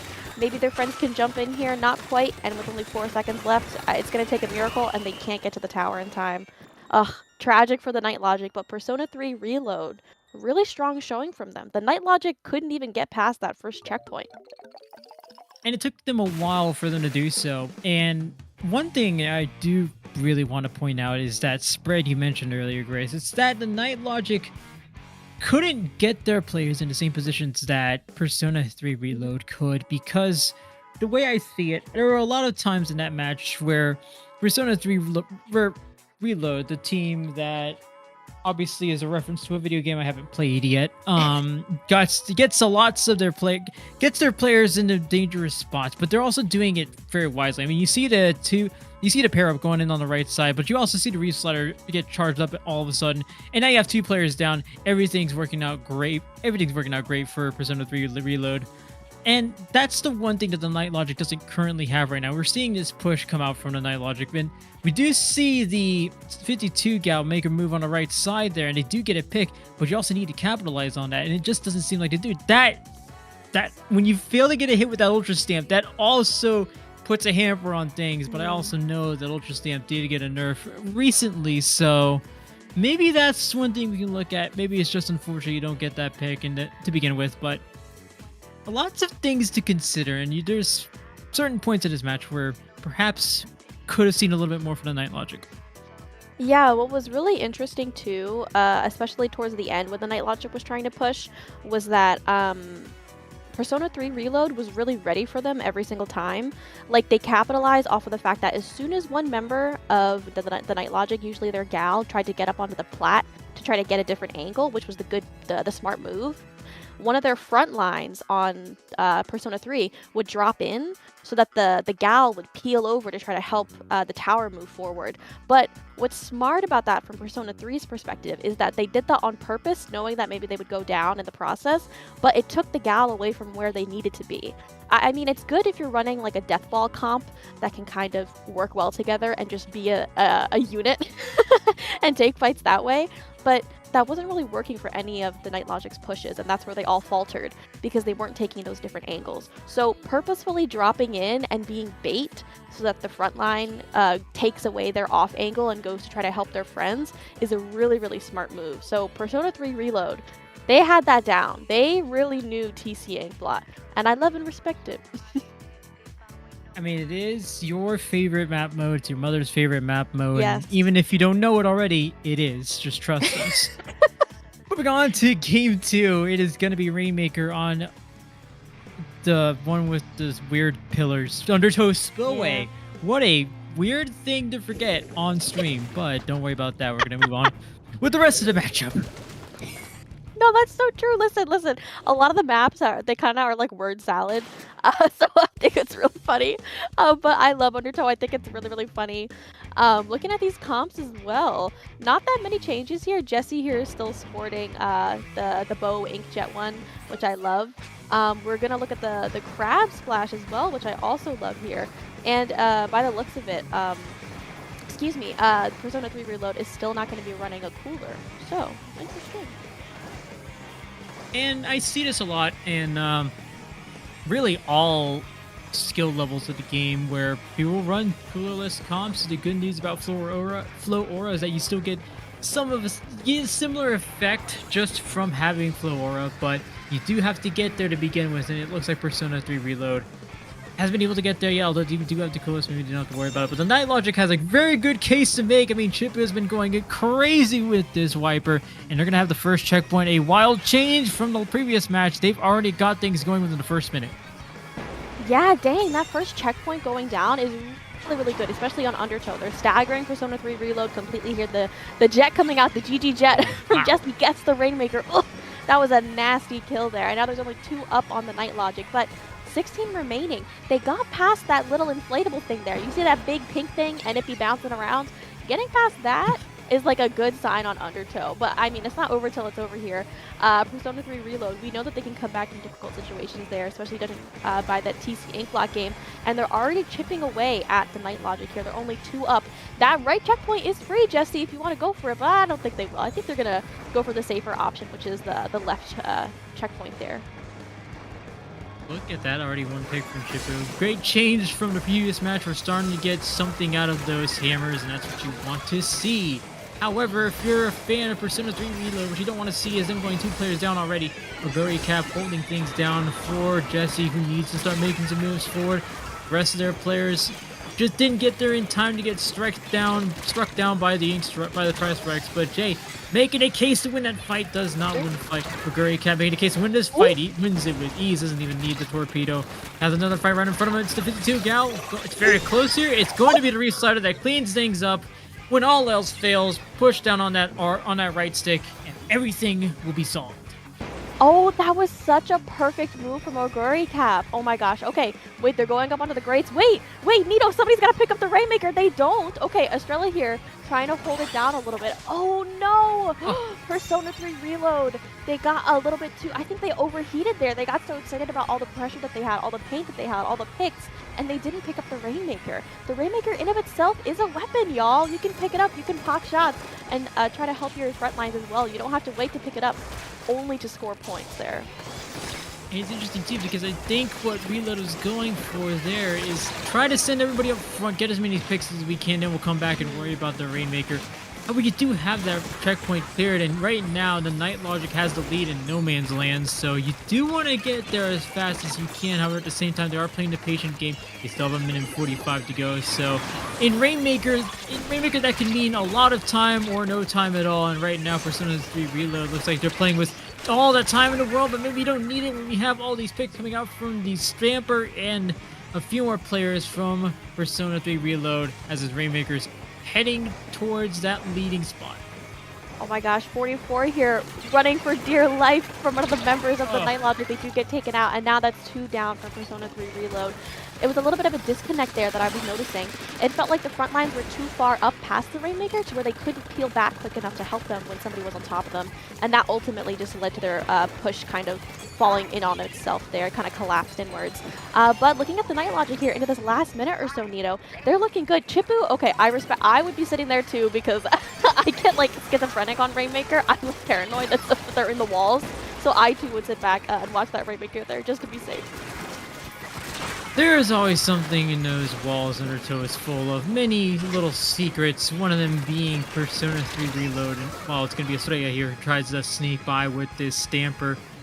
Not going to get much out of it. In fact, Cap goes down as well. Jay holding things down. Chippu holding things down as well. There's only 1 player left. It's going to be that Splash does go down. That's a delayed wipe for the Night Logic. And even with 20 seconds to go, they're going to try to find a way to send this towards that pedestal. we have the lead. We have 18 seconds left, but we're going to go for it all because why not? As long as it's within enemy territory, it's going to take y'all a coast-to-coast trip. We don't have a jet to do it, so now it's 8 seconds left. It's going to go into overtime once they get this Rainmaker, but Grace has got everything ahead of them and more. Oh my gosh, and so much paint ahead of them, Nito. I already see Dust here. They're running in here with this wall. Oh, the hammer throw of the century from the Night Logic. Oh my lord. They completely sniped the Rainmaker there. They completely got Jesse. That was such a rough overtime for Persona 3 Reload. I don't even know what I would have done in that situation. They had so much cover, or they had so much ground to cover to even get close to getting that lead back from the Night Logic. Well done by them. Right, like you said, I mean, there was a lot of ground for them to cover, so good luck getting that all the way across in overtime. It's something that I see very rarely, but then again, the words very rarely suggest that it almost doesn't happen at all. But the Night Logic doing very excellently here. I mean, there's the pair up with the specials there to get this Rainmaker even further. There's Chipu leading the way, making sure that if there's someone invisibly in front of them, I'll just swing him down with this hammer. It's no problem. And even though Persona 3 Reload has everything there, they had 4 players up when the Night Logic made their big push. It wasn't enough to stop them. Funny enough, because you can't just have Jesse on the ink. Unfortunately, you can't just have Jesse on the inkjet there trying to find something Aguri Cap with this Reslider. Can't hope for them to do too much there. Persona 3 Reload was very ambitious in that Tower Ink Block game. Didn't see too much of it here, but ultimately you still have one more match to go, and it is on a map that if you like the way that Persona 3 Reload played on that first game, I think you're going to see more of it on this third. Very true. Oh my gosh. Going into Clamblitz Museum in the Foncino, I was very happy to see this here in this set and on the map list in general. I think Museum is so cute. I also think it's a bit of a sanity check to see how good you are at Clamblitz though. I mean, even at like super high levels, you see folks struggling to score on each other going into like the last 2 minutes of the game. It's serious out here. It's hard to push, but it's like I said, it's a test of how well you can actually sustain a push. Not just get a clam in and like get down to 80 remaining, but can you actually sustain a push? Can you get the clams? Can you cycle the clams, throw them to your back line? And it's definitely a big test of strength and endurance there. Right, and I like that you used the word endurance because there is certainly a lot that you need to get through to get the clams anywhere near the basket. I mean, there's a lot of places where your opposing team can set up, but luckily for your team, there's also a lot of places where you can set up. And that's one thing Persona 3 Reload did very well in that first match. So that's why I'm thinking, okay, this is going to be one where you have a better chance of taking it back, but you do have to take it back, and it is Game 3, and both of you are at 2-1, so that alpha bracket spot's calling your name. Are you going to pick up? Are you gonna pick up? Oh my gosh. Okay, looking at these comps again, very, very similar. Similar stuff that we're seeing here. I think Jay was on the Octo Shot last time, so we're looking at them here back onto the Splatter Shot for that Zuka here. Aguri Cap going in for, oh my gosh, an opening pick or two, but Persona 3 Reload is going to go down 2 instead here. So, Persona 3 Reload, despite being down numbers a little bit here, are just chipping away at the members of the Night Logic. They're still backed up here. I mean, they're trying to get more presence here in mid, but once again, Persona 3 Reload is going to go down 2 after they had just lost 2 a few seconds ago. So, despite all the picks flying back and forth, neither team really has quite a push going yet here. But with this cooler coming out, we'll probably see one soon. In fact, we have plenty of clams to go around. 11 on Persona 3 Reload. Doesn't matter though. The Night Logic already has a clam in. Estrella, they're trying to back up and see if they can play damage control. The damage has already been done. 80 remaining is going to be the mark for the Night Logic. So a push. Definitely one of the pushes ever. You want a little bit more because you do give them an extra super clam to boot. Now there's 2 players down and we don't know what the heck is happening. I'm surprised that didn't end the trade at all. Now there's 3 players down on Persona 3 Reload. And Night Logic looking fairly comfortable here, stopping what could have been a huge push for Persona 3 Reload with 2 super clams there. Yeah, my gosh. They already are trying to break back into mid here, but with all of the chip that Persona 3 Reload has going on for them right now, every time the Night Logic tries to break out into mid, they just get completely snuffed out. They get disconnected, they get squared off into 1v2s, and then they just lose them. And looking at their presence here onto plat as well, despite being coolered up here, Jesse's going to throw down that ball, going to pop another Inkjet like we saw just a little bit ago. And they're going to be able to get the power clam in here. The members of the Night Logic are pretty backed up. They're trying to take different angles, but Persona 3 Reload is going to get taken out here. We talked about how many angles you have at your disposal on Museum to get back in, to get your plat back. You mentioned that before the game even started. And the Night Logic, using that to their advantage, to where that push from Persona 3 Reload barely even chipped away at their lead. Hello, Gurrycap just gets a double off the bat, and Persona 3 Reload is already back in the middle.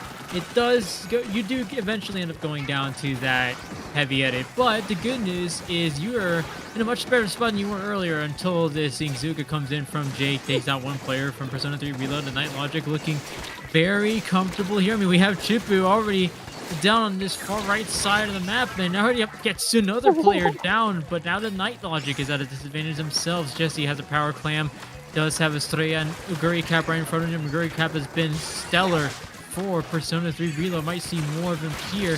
Definitely going to see more of him here. See this Reslider come out. Two players down now for Persona 3 Reload. The Night Logic has 2 players trapped in this little nook here. Both of them a few pumps away from going down, but they do not go down. Gurrycap, though, is still going to make a case for a push from Persona 3 Reload. Nothing there, and it's still a Coral over on this other side of the map, but things are starting to lean heavily in Persona 3 Reload's favor as they get a clam in. Yeah, and they wipe out the members of the Night Logic. My gosh. But here, like I mentioned on Museum, it's more than just getting in that power clam. You have to be able to sustain a push here, and it is so tough because of the disconnect between plat and mid. It's really hard to cycle clams here. 44. Oh wait, they got it in to 44. The funny number matches their name. But 44, they're not able to get any more clams in. Gurrycap still having presence on their plat. Gets taken out, unfortunately, but it does stall a lot of time for Persona 3 Reload to maintain control of mid. And they have this crab coming out. The Zuka's coming out trying to get rid of that crab. They are not really successful here. And, I mean, the Night Logic is still backed up onto their plat, and Gurrycap lives to see another day. Oh, they do not live to see another day. Oh, that's... Anyways. Oops. It's interesting way commentators get cursed there as we see Jay could pull off one of the funniest moves yet. There goes Jesse. Can we see another one? Nope. Estrella shuts that down as quickly as it gets started up. 2 more power clams in tow for Persona 3 Reload, and a few more you'll be able to throttle the Night Logic, make sure they don't have anything to pick up there. But you do also have to watch out for Chippu here on the side, who's very weak, goes down. Nobody now nearby for the Night Logic to try to get a sneak or try to get an in route. So the Night Logic looking for anything, something here as a Gurrycap has 1 player down. 44 had another player down on the other side, has Chippu right in front of him, and his Chippu is fairly weak, so it's not going to take too much as they're cornered as 2 players there, but it doesn't matter because Persona 3 Reload has more clams coming in the form of a super clam, in the form of more clams, and this should be enough to seal the deal. It absolutely is. Oh my gosh. What a beautiful push from Persona 3 Reload there to clutch up the game, not only the game, but the entire set, winning 2-1 against the Night Logic here. I mean, they're at least going to make a bracket for day 2 here with that win, so kudos to them. I'm clapping in a circle. Probably can't hear it, but I am clapping. And that's lots of the praise that they do need. I mean, they should get, rather, from this game. They are up 3-1, and you were in a sticky situation with the... Actually, no, it was going to be the Night Logic that was in a sticky situation with the tiebreakers, but Persona 3 Reload, for what it's worth, is at up to 3-1, and part of it's due to this. Now, you did mention having to sustain pushes earlier. The best way to sustain pushes was to get the picks you need to stay right in front of that clam basket. Obviously, they don't get any here, which is why they can only go up to 77 remaining. But when you have players like a Gurrycap, when you have players like Estrella, when you have players like 44 in the front lines, you can do more than enough to sustain this push. I mean, there's 2 players already going down. You're gonna have this power clan come in, and you still have more than enough numbers at front to maintain this push. Jesse's already off to the other side of the map. You don't even see him on the spectator cam, but I mean, Persona 3 Reload doing all the work they need to stay in front of this basket, and it works out so well. It really did. Oh my gosh, and their push at the end too. I believe they KO'd there at the end, which is so awesome. Not even letting the Night Logic have the chance of getting any more claims in at overtime. Yes, this is the clip. This is the clip. I love all of Jesse's Inkjets are always so lethal. If not even lethal, really good distractions here because it completely peeled back that member of the Night Logic from helping their friends there by the basket, which allowed Persona 3 Reload all of their teammates jumping in with all those clams and sustaining that push really well. Looking at some other matches here, my gosh, do you see anyone you love? Do you see anyone you recognize? Me personally, I see Black Squid Ink Burger going 2-1. Good for them. I also see 11-foot 8 Bridge going 2-1 against Neowave there. Happy for them as well. Looks like a good round 4. Slay. Absolutely. I mean, one thing I did want to point out is that we see appreciating pickups. They won 4th last month and haven't been doing as good as you would have liked to see here. But the good news is they're at least won their last match. Funny enough, one of the 2 matchups that are still waiting on the Game 3 results from. But appreciating pickup. Oh gosh, I almost said they aren't normally known as Appreciation Collective. I got you. Let's just go ahead and keep it down. But regardless, Starfish, Persona 3 Reload, Malevolence, a lot of these teams you've seen previously. I know there was one team that I wanted to talk about. Altruist, currently one of the biggest stories so far. 11 wins, 1 loss in all 4 of their last matchups. They beat the Land Crabs 3-0, so perhaps not that big of a surprise there. Starfish, 9 wins, 3 losses, so just behind Altruist, followed up by 11-foot 8 Bridge and Vanta Black, both of which are actually lower than Starfish and Altruist just because of that pesky little tiebreaker known as the opponent in percentage. Yeah, really good lowing for them. Also some other folks that are on the higher end of the 3-1 win-loss percentage there, so looking to maybe make alpha bracket. Land Crabs, who we talked about a little bit, those who pick up Neowave, who despite just losing to 11-foot 8 Bridge, is still in striking distance of getting alpha, so good for them here. And some other teams as well. Seal, sorry, I started laughing because I saw Seal the Deal. I love that team name. I love Seals. I love some of the names we're seeing here. I mean, one of them is Crippling Ink Efficiency, so yeah. Love all the work that you do, competitive Splatoon community. And you know what? Just for that, let's go ahead and contemplate some of these competitive Splatoon names later on. We have a break to attend to. We can do that while we wait. We can contemplate some of these names while we wait. But you aren't allowed to go anywhere, or you shouldn't go anywhere, because we'll be back with more Low Ink action.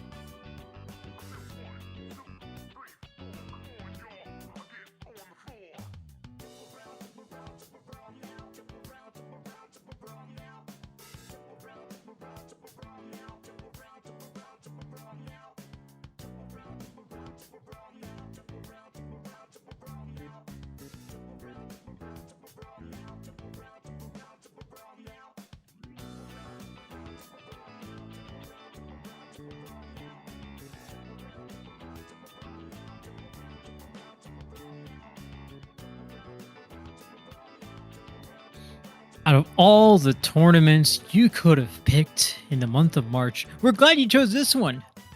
It's Low Ink Day 1 once more. Now coming in with round 5. 2 teams, you know them, you'll love them. You're going to see them on your screen in just a few moments. It's Black Squid Ink Burger versus Neowave. I'm Nino, joined by the one and only Grace, and we've seen a lot from the previous matchup. Already seen a team that we've known for years. Here's another one. My gosh, yeah, we were just talking about how excited we were to see Black Squid Ink Burger once again here. I commentated their Ludi set last season, and they're the sweetest people ever. They were established in 2016, y'all. That's crazy to be playing with folks for that long. You must love each other, or secretly hate each other, or be in love, or all three at the same time. But a little bit about Neowave too here, because I did some cyber sleuthing. I stalked them. They are killing it in Div 5 Ludi this season here. I mean, week 2 they went 5-1. Week 1 I believe they also won there. But most recently we were talking about Appreciation, the pickup. But this past week for week 3 of Ludi, they went 5-0 against Appreciation Collective Nito. Neowave coming in hot in this Low Ink here. They're currently tied with Black Squid Ink Burger here, but they have the better opponent win percentage. So they are looking down the barrel of trying to get up to Alpha if they win this set here. Nito, what are these crazy comps? Do you like them? Do you hate them? Do you hate me? Be honest. I'll say no. Okay. I've had to think that through. No, I'm kidding. It's so lovely having you on a mic. But what is also lovely on the screen here is seeing what Neowave came out with. That is the Dread Ringer with the pink and the black on the top side of that ringer, of said ringer. Neowave. Actually, that is what I believe. No, that is not double cooler, because that's the reef slider. I always confuse the reef slider and the cooler dapples for some reason, but lest you forget, that is the reef slider. Nonetheless, Black Squid Ink Burger, what they're bringing out, they actually bring out the screen, a weapon you don't see, or especially you don't see too often here in competitive Splatoon. That being said, Neowave is still holding on to a massive lead here. 37 remaining, 36 remaining, and it's still going to keep counting down because Black Squid Ink Burger will not have the numbers to contest. Ravioli having to back off there before or after stepping onto the zone. Leo almost goes down to this Bob Lobber and eventually does, but it's still Neowave's zone. My gosh, Neowave, they have such a good hold of the zone here. With this Ink Storm, though, they could try to cap it. No, Wither here, painting for dear life. Okay. With the bubble, with all the aggression that Black Squid Ink Burger brought into that zone, it is going to flip in their favor here. Ravioli going for that little 1v1 in the corner. I think they won it. They did. Oh no, they jumped out. Close enough. That's basically a win. We take those. But they have screen online. They're going to be able to lock out the members of Neowave here, but be careful not to overextend. Don't explode. Make sure that you explode the other team instead. Splitting the other team, a good strategy so far for Black Squid Ink Burger. And they did actually try to go for it. That 52 deco, and I believe that was a roller, went to the side of where Refa is with the crap right now. Neowave doesn't get the picks there, so ultimately results in Black Squid Ink Burger going down massively, as they do here once more.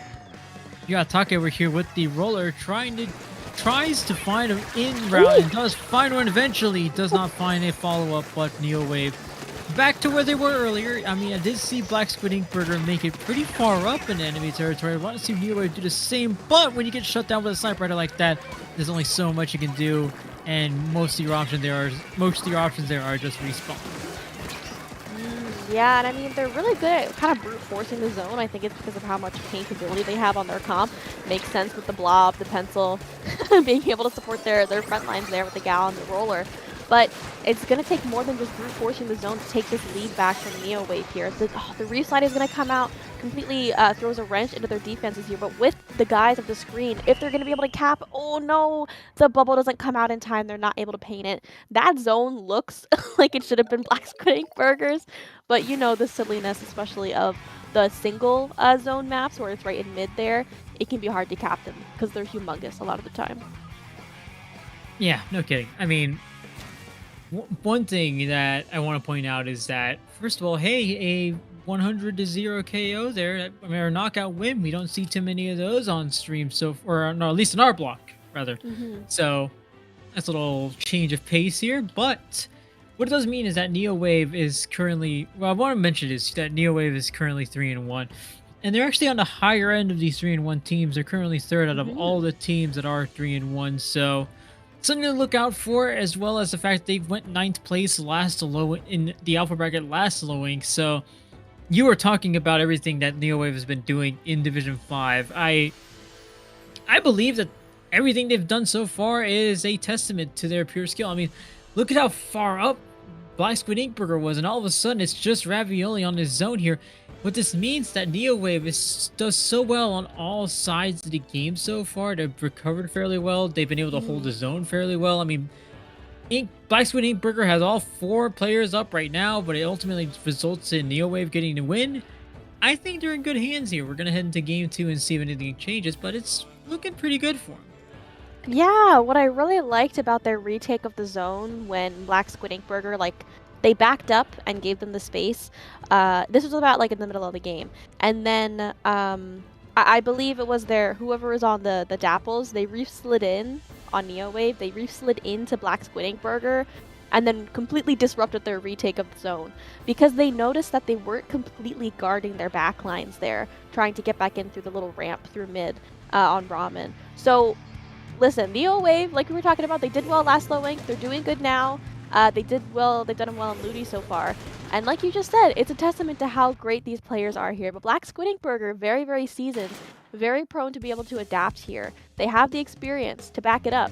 They are the Black Squid Ink Burger, which I think I would eat that burger if I were to see that burger in front of me. I think I would.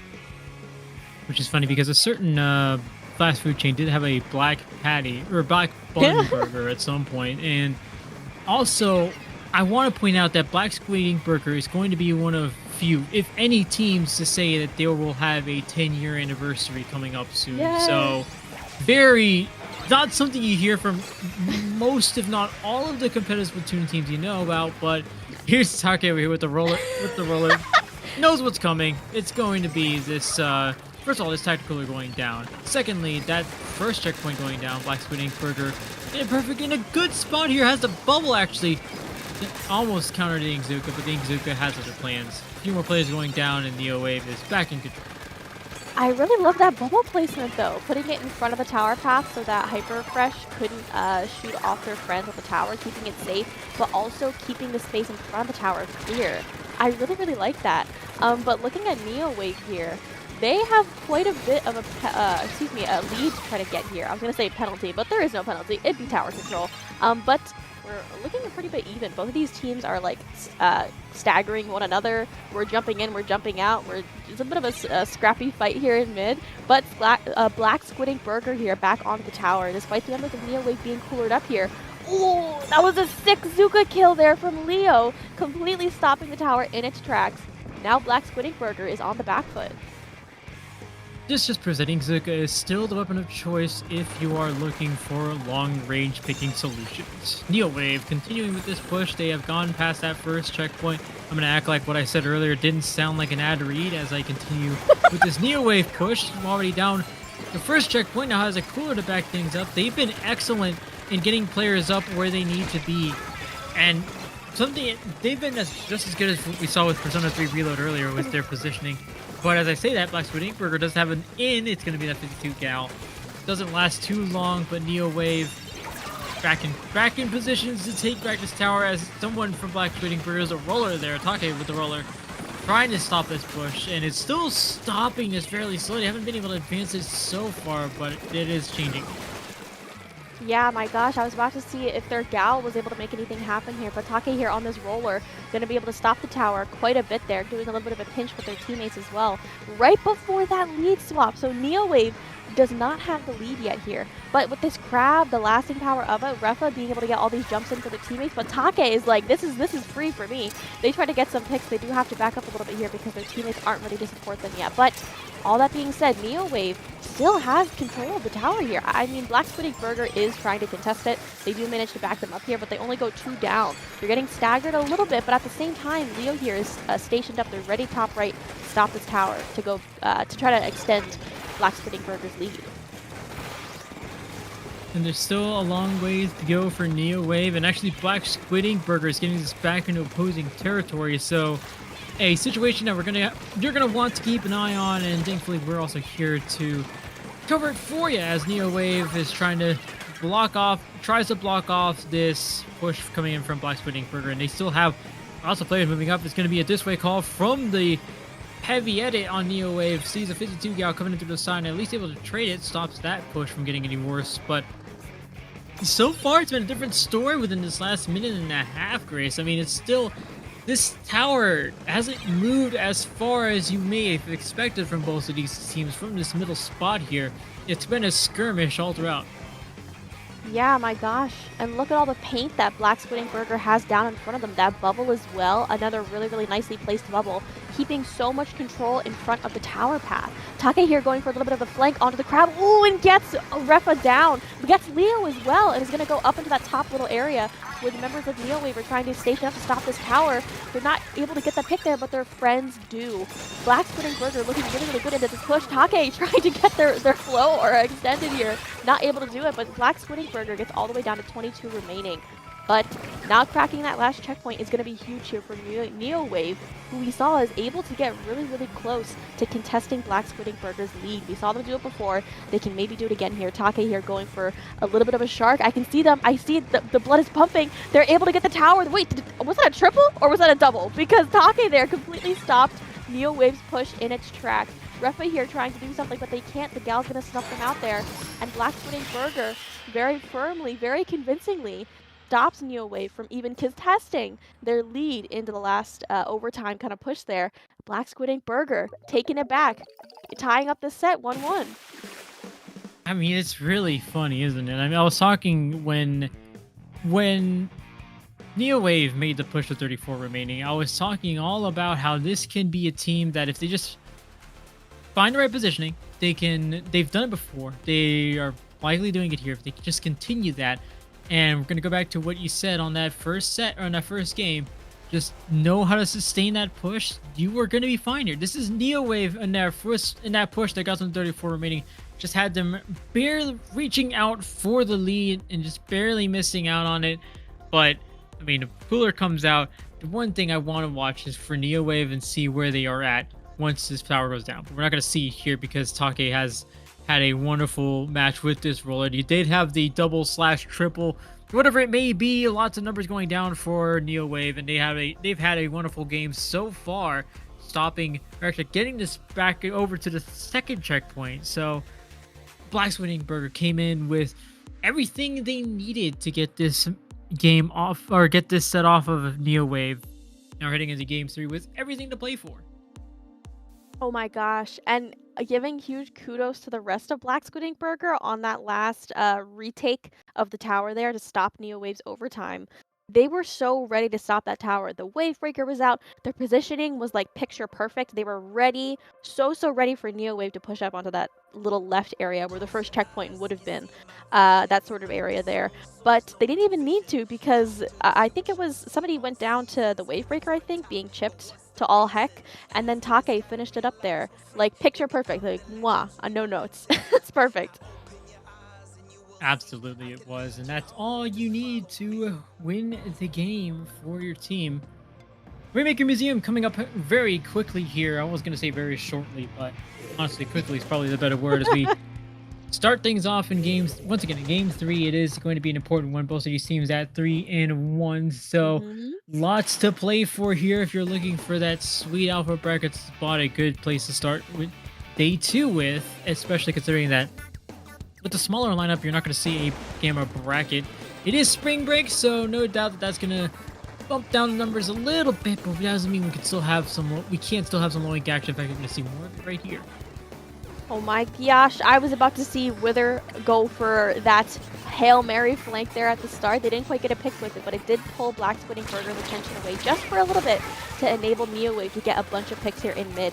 They're staggering the members of Black Squid Burger here, which you never ever want to be staggered here on Rainmaker. It is devastating. If you even get a one good push in, you can just get stalled, you can get pushed out completely, you can get locked out, especially on Museum. You're really prone to here. But Take going for the hero play, gonna get the Rainmaker. Huge for Black Squid Burger here. But they're not quite able to push up yet here. Refa kind of holds them back. Leo as well trying to hold them back. But they're going to opt to just back up a little bit here. Black Squid Ink Burger here, trying to make something happen. They're going to push up here. One's going to get taken out here. Callium there. Whoa, they were moving. They were so fast. They're going to be able to crack that first checkpoint here. So Black Squid Ink Burger here, doing a really good job trying to keep mid. Callium here with that wave breaker running around for dear life. They still kind of have presence in mid despite going like 3 down.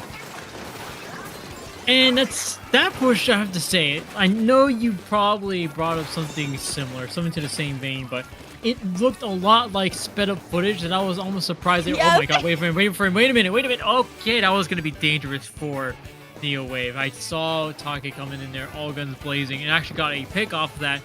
And there was all of them bunched up from 4 players bunched up from Neowave, so very scary spot to be in, but nonetheless, Black Squid Ink Burger still in the lead.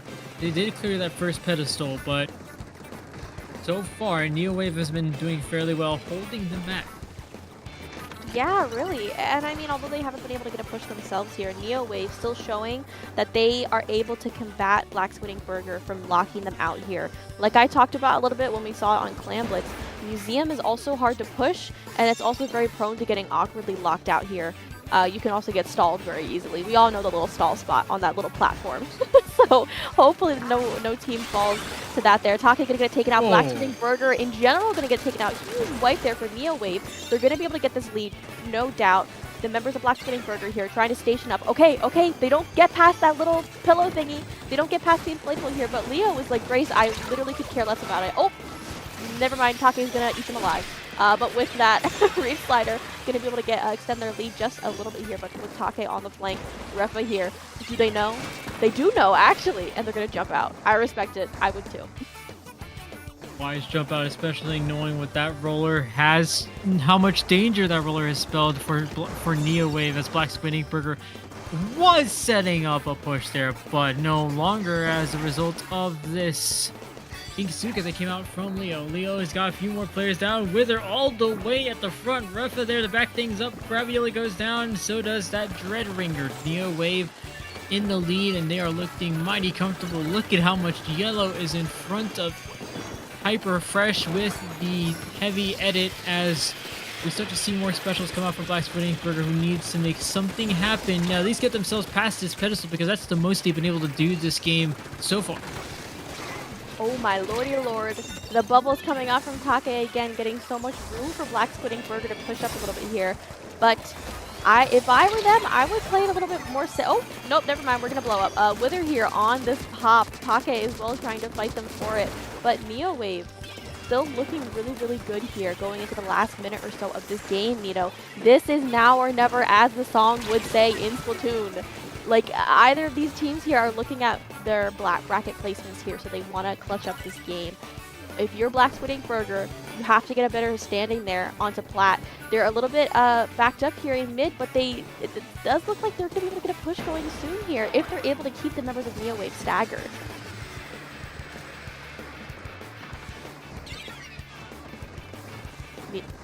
Nito. Okay, I think Nito hates me. No, not yet. My mic does silly things, such as prevent me from talking, which is unfortunate because Wither is about to go down and dive for a few more picks, but Neowave goes down as well. In fact, Black Squid Ink Burger is going to get the worst of it. They get wiped out. 10 seconds to go. Neowave, nothing but yellow in front of them. Black Squid Ink Burger is going to be missing out on a huge victory here unless they're able to pull something out of the magic hat in the last few seconds, but they're not going to be able to. And they kept me silent long enough, but not long enough for me to miss this sealing of the deal. Neowave wins 2-1. Seal the deal had to make a comeback in our comms. That's hilarious. But Neowave proving why they were seeded so high here, because they were the 5th seed. Crazy, this low rank. Proving why they're doing so amazingly well in Div 5 as well. My God. These technical issues, it's all it is. It happens. It happens. But, I mean, it's been a wild weekend for me so far, but it's been wild for Black Squid Ink Burger as well. They were able to get themselves up to the pedestal, but apart from that, it was not smooth. It was very rough sailing for Black Squid Ink Burger. I mean, Neowave finds themselves all the way this far up, and then they keep following up on it. They have the follow-up, and that's what was important for Neowave throughout this whole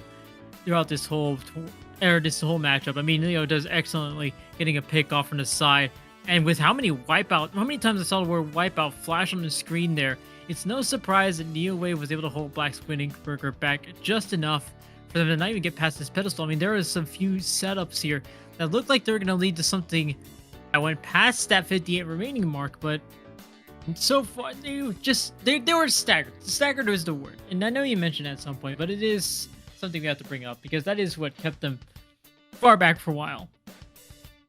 Indeed, indeed. Black Squid Inkling did a really, really good job of keeping their push alive as much as they could. But when it comes down to it, if you're getting out aggressioned, you're getting out aggressioned. Looking at some other sets here, though. Seal the Deal 0-2. No!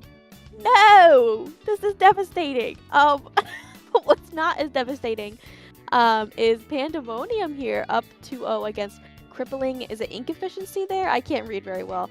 I can't read in general, which is why I'm a TO. Anyways, appreciating pickup 3-0 as well here. Altruist keeping up their record, 14-1 overall, so 5-0. Vanta Black as well keeping up their record, 5-0, 13-2, because they did just drop a game to 11-foot 8 bridge as well. But those are the only two teams who still have a 5-0 record here, Nito. It's going to be interesting going into our last round of Swiss. Especially considering the fact that Starfish was in that undefeated category still just a while ago. Altruist proving why they're the number 1 seed, and honestly, we don't pay too much mind to these automatic seedings, but now Altruist is living up to that number 1 spot very well. All this and more when we come back for more Day 1 action here on IPL. Don't go anywhere. More Loink is coming up soon.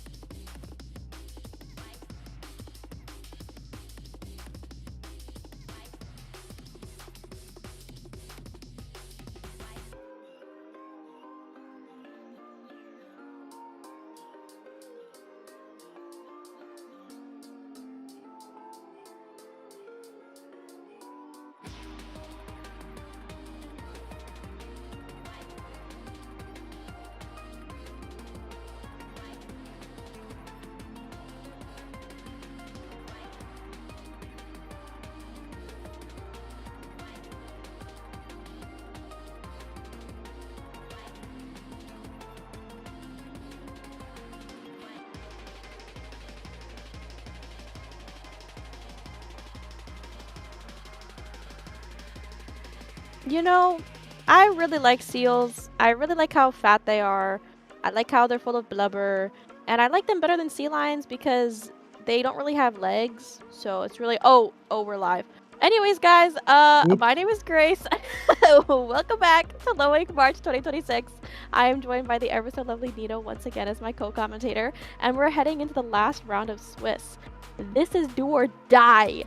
They're gonna kill you if you don't win this round. And by kill you, I mean you maybe don't make day 2. But for these two teams, this is a question of whether or not they make alpha or beta bracket. Seal the deal, which we already know, I love seals, and Pandemonium.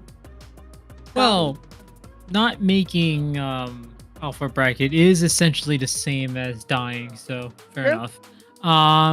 We'll say seal the deal rather is currently 3-2. Pandemonium is also 3-2, but the way things stand right now, if the things were to end right now, Pandemonium would be making it to the beta bracket, and Seal the Deal would be going to alpha. So everything on the line as we head towards this first matchup. Play on Blitz on Umami Ruins, and the lineups here, or at least the weapons out here. Flake, I know, does very well with this leader. I've seen him before, but Pandemonium, both sides, fairly conventional.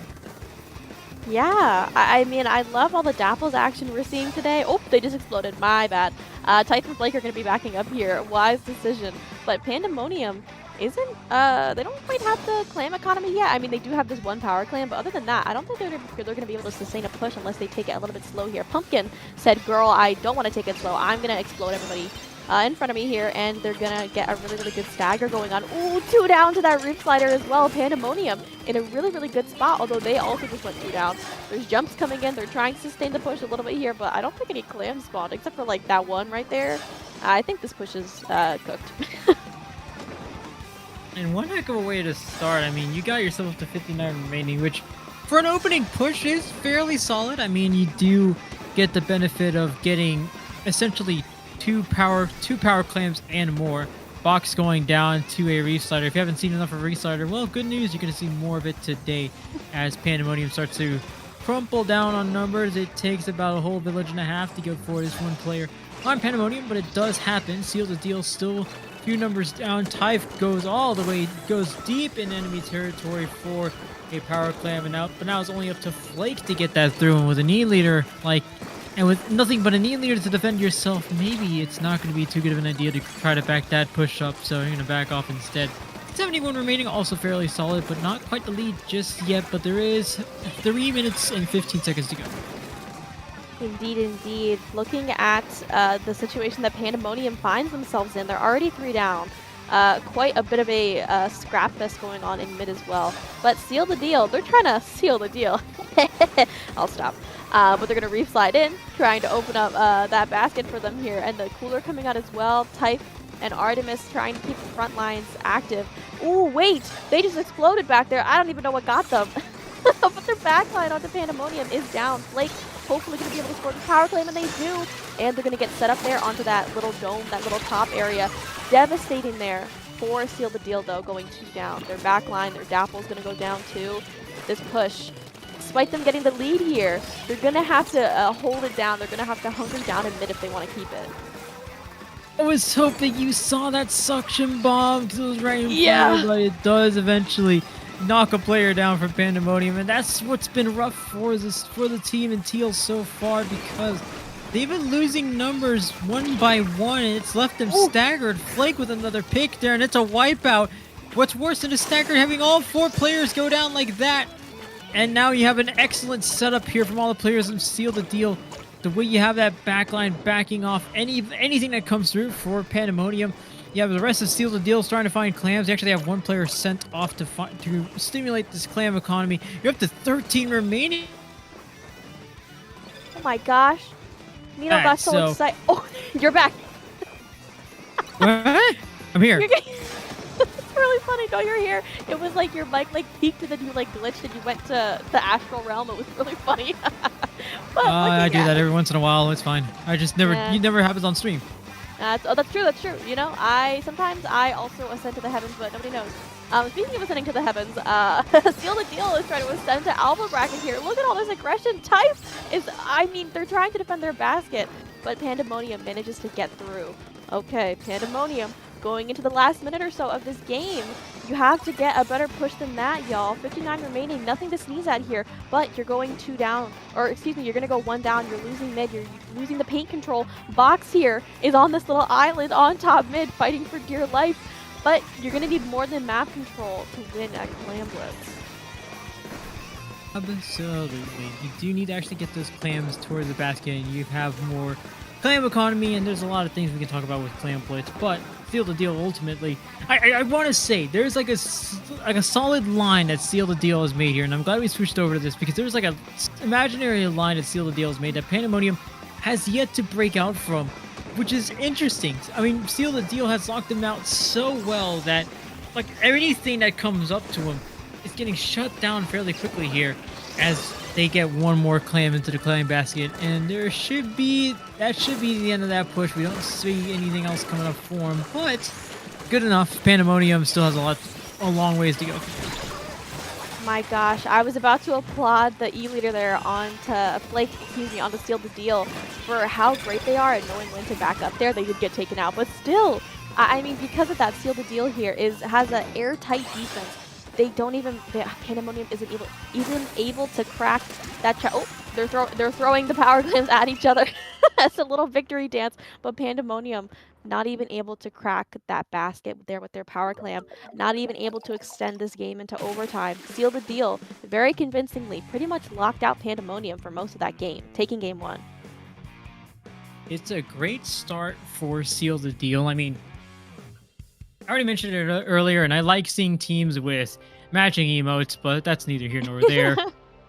One thing for Seal that's working out so well for them is that they have this imaginary line, and they have stuck to it so well that Pandemonium has trouble breaking in. It takes a huge numbers disadvantage from Seal the Deal for Pandemonium to make their way towards the opposing clan basket. But the thing about Seal the Deal is that they are locking that line down so well that there's nothing allowing them to break out from it. Or nothing allowing Pandemonium to break out from it. I mean, right here, you have them farther back, but you have to be able to maintain this. And one thing the reason they weren't able to maintain it was because earlier, they were getting picked off one by one, and that staggers you. Then you get wiped out. That's even worse because you have nothing to set up with, even if you do get staggered. And that's what's been working out so well for Seal the Deal. I mean, they just keep Pandemonium back one way or another, and this is why they get up to 13 remaining rather. Yeah, oh my gosh. I love talking about the imaginary line. I feel like that's where a lot of teams go wrong, where they kind of make a line, but then they don't respect it. They don't respect the own line that they set up there. And what's interesting is that whenever one member of Seal the Deal pushes the boundary of that line, they try to push forward how much control they have a little bit. The rest of the teammates either send them out as like bait, send them to the wolves to try to draw attention in and maybe get a pick or two off of that, or they do it all together. They're really airtight in their control and their formation that they have going on. So going into this Seal the Deal, I'm expecting to see the same thing here, but Makomar can get a little bit dicey, especially trying to control the stacks, trying to see whether or not I want to lock somebody out, because zones is a little awkward with that because the objective sticks in mid, literally. So hold on, this is the craziest opening I've ever seen in my life. Who's going for the crazy flank all the way behind? Jorian, where is that person behind? Yes, they pinch. Oh my gosh, Artemis, the craziest flank I've ever seen at the start. Look at that paint in Pandemonium spawn, and they're still alive. What's happening? I'm gonna be honest with you, Grace. If you hadn't brought it up, I wouldn't have noticed it until it was too late. That is something I almost never see in any level of competitive Splatoon, but I like that we're seeing it. Pandemonium knows that, or Seal the Deal knows that if Pandemonium goes one player down, it becomes very difficult for them to set themselves back up. So you know what you do? Send Artemis all the way down in the Kingdom Come, and we'll see what comes out of it. And it's working out decently well here. I mean, you're still losing players left and right, but it's only in a trickle here, or on almost a 3-down situation, but it's still a trickle for Seal the Deal. Pandemonium needs to break through at least a majority of them to get themselves to where they need to be. I'm so interested by the fact that they aren't really going right here. As I say that, though, the crab is trying to get type out of here. Oh! Into Pumpkin's loving arms. Oh, the triple. Oh. Beautiful, beautiful. I was going to say, honestly, I was confused by the fact that they weren't pushing their own stack, but that makes sense. They were kind of baiting them into it to then collapse back in on them. Really, really smart move there from Pandemonium here. Oh, they punished Typh there, running in for their own cooler there. So now that cooler lays there vacant. Nobody's going to be getting a nice drink. I'm dehydrated, so the rest is still the deal. Dehydrated, but not dehydrated enough to not push in here. Dragon trying to get a pick there onto Pumpkin there. They managed to get the Reef Slider out, as we know, because of the Reef Slider nerfs. Slash buff, you know, the damage buff, but the paint nerf, they don't cap by themselves, but Seal the Deal is ready to follow up off of it, and they do manage to cap, if just for a little bit there, so that Pandemonium can't extend their lead. Oh wow, quick snipe there from flank, as I was going to say. Something about Pandemonium so far is that they're playing fairly patiently. They want to let Seal the Deal try to set themselves up, because they know that, hey, if we're getting... okay, wow, another quick snipe there from Flake. And again, another player that on Blue Sky I did talk about at one point, say about...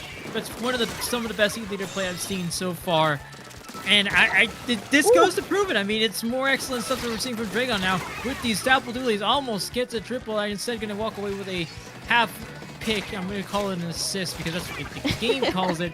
Pandemonium still going down left and right, back and forth, but Seal the Deal might be able to hold his... Okay, yeah, you definitely will once you get that Reslider going down. Oh my gosh, okay, managing to keep the zone. Okay, Flake painting it by themselves as Dragon pushes back the members of Pandemonium. That Sprinkler painting for dear life here. Pumpkin trying to get some picks with their Zuka, not able to.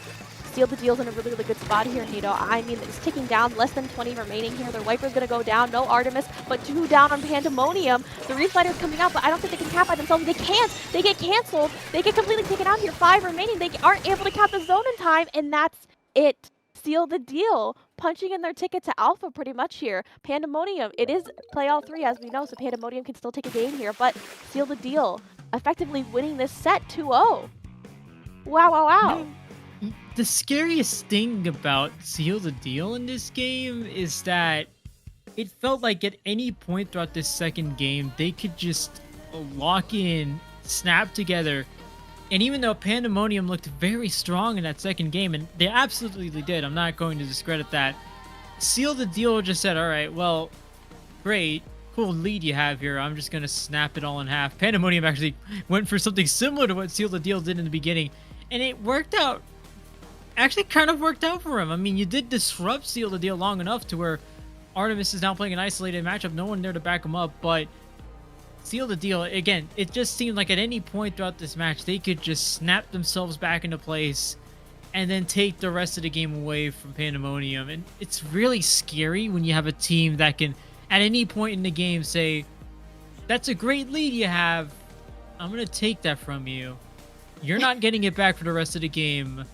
We're going alpha bracket. Yeah, something interesting these replays are showing me here, Nito, is that as after Pumpkin got that really awesome triple there and that awesome double there as well, it felt like something in Seal the Deal clicked. Maybe they started like hyper calling out this Carbon because they realized how much of a problem it was.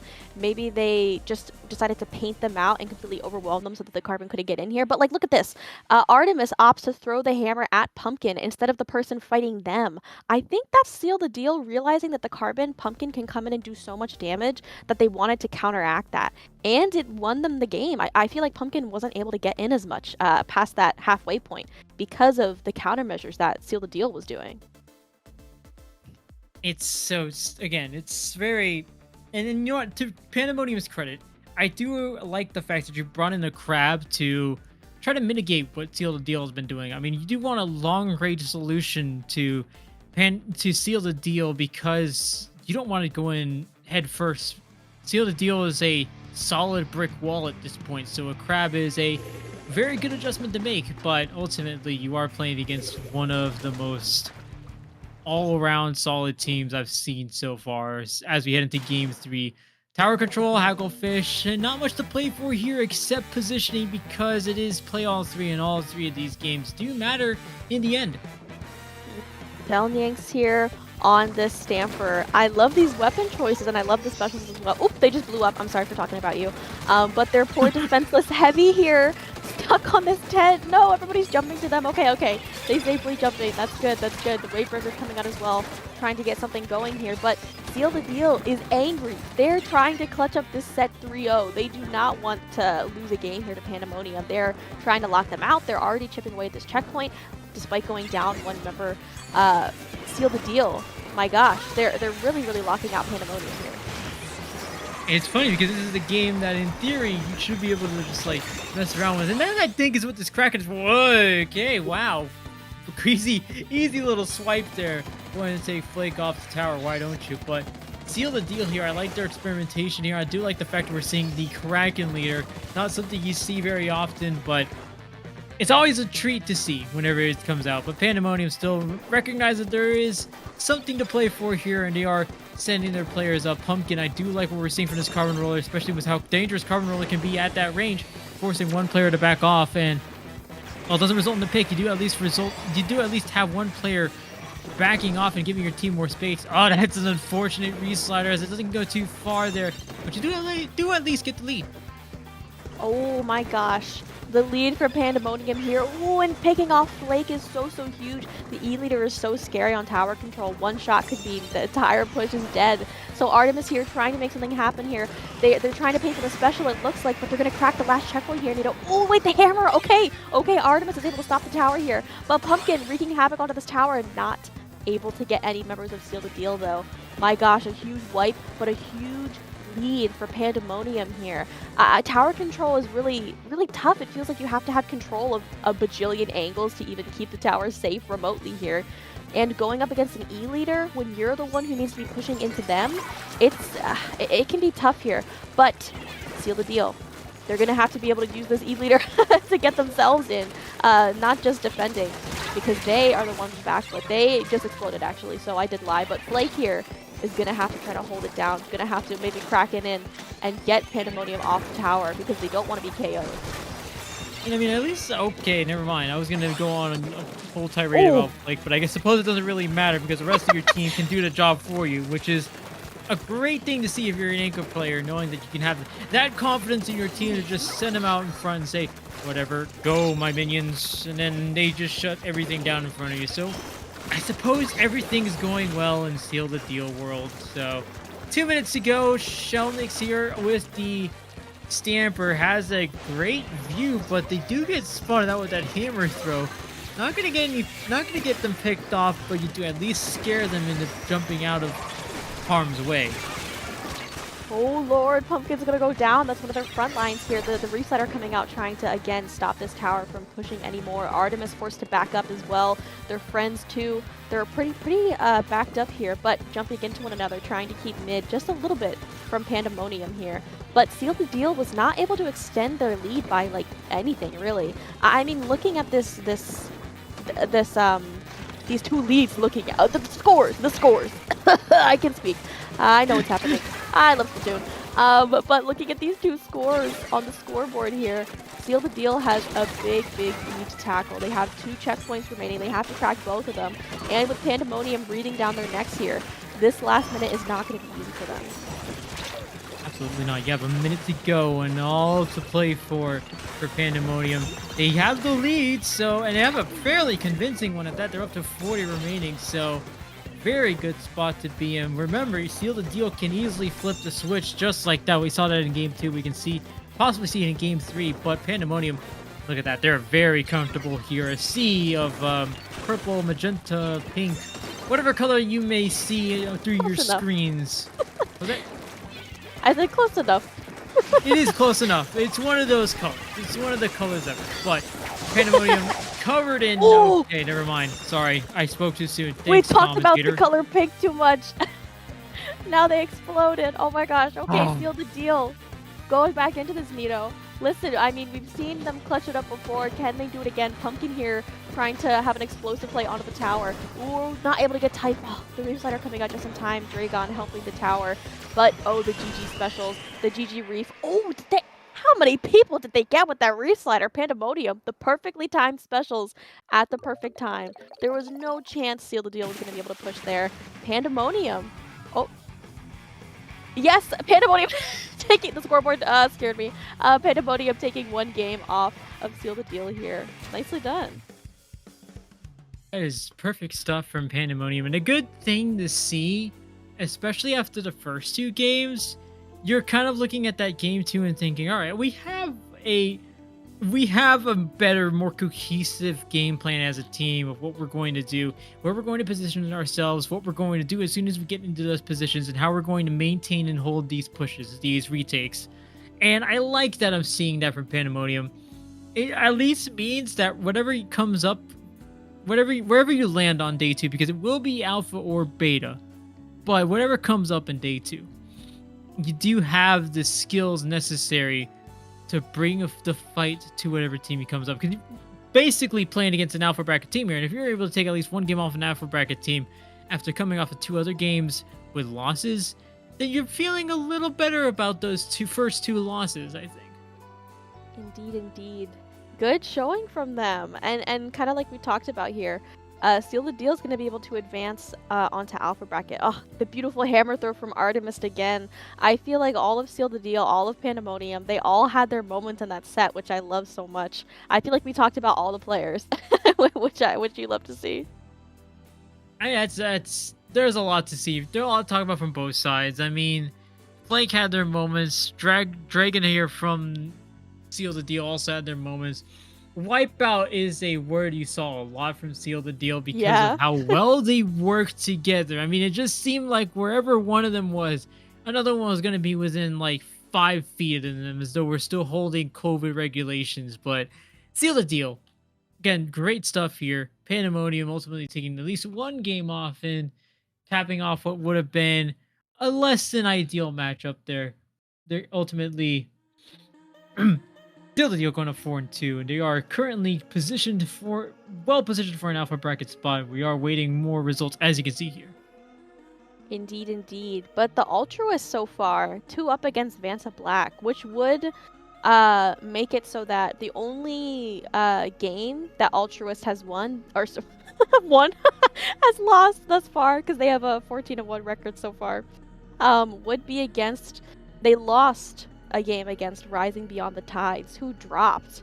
So I wonder how well they would have placed if they didn't have to drop out there. But Altruist, Vanta Black, 11'8" Bridge, Neowave, a lot of other these teams here on this scoreboard, they are pretty, what's the right word? Confident about their placements here, moving on to Alpha Bracket. Good for them. Good for them. And we got an update from that matchup. Altruist does 3-0. Vanta Black, meaning Rising Beyond the Tides is the only team to take a set off of Altruist, the 6-0 team that stands at 17 wins, 1 loss. So the top dog heading into day 2 tomorrow. Vanta Black, Neowave, and 11'8" Bridge, as he said, round out the 5-1 spots for now, for the time being. Again, lots of games to look forward to and lots of games to be tracking, but Grace, it's been quite the matchup, or at least quite the block for both of us. Ultimately, it is going to come to an end because there's only 6 rounds in the week, I hear. Devastating. I fear. I hear and I fear. But Nito, where can the lovely people find you? Well, if you want to find me anywhere, it's Nito Unused on Blue Sky, Nito Unused on Twitch, and a rare occasion that I do stream. And if you want to find me anywhere else, there is a small place you can hop down called Splatoon Tourney, where there will be some looting matches, I hear. Lots of action going on tonight from about 6 Central to 8 Central. Slay, beautiful. You can also find me on Blue Sky at tubnug.bluesky.social. You know how it is. You know how it is. I'm also on Twitter, but I don't really like it over there. But you'll also see me commentating over at Looty Tonight, sometimes on IPL when I can, when I'm not staffing, and on CCA Splatoon, our lovely collegiate friends over there. But Nito, before we head out completely, we have a little bit of a thing that's happening later tonight on the IPL channel. Can you tell us a little bit more about it? Teehee? Splat World Series is going to be revealing more things, more good things about their next upcoming season. Lots of stuff to talk about from Splat World Series, see what their plans are for the rest of the season. There's going to be presentations both in English and in Japanese, the English one being here on IPL and the Japanese one on Area Cup. But it is a great place to be if you want to hear more information on what is one of the best and most exciting events to watch in all of competitive Splatoon. Lots to expect from them, and it's a great production each and every time. So that live reveal is going to be coming your way tonight at 5 p.m. Pacific, 8 p.m. Eastern, 7 Central for those living in the middle of the United States. And check your local listings. I'm kidding, it's still going to be on IPL and Area Cup. It's true, it's true. So join us there tonight. If not, it was lovely commentating with you, Nito. So that'll be it for us. Happy Low Ink Day 2. Hopefully these teams do well then.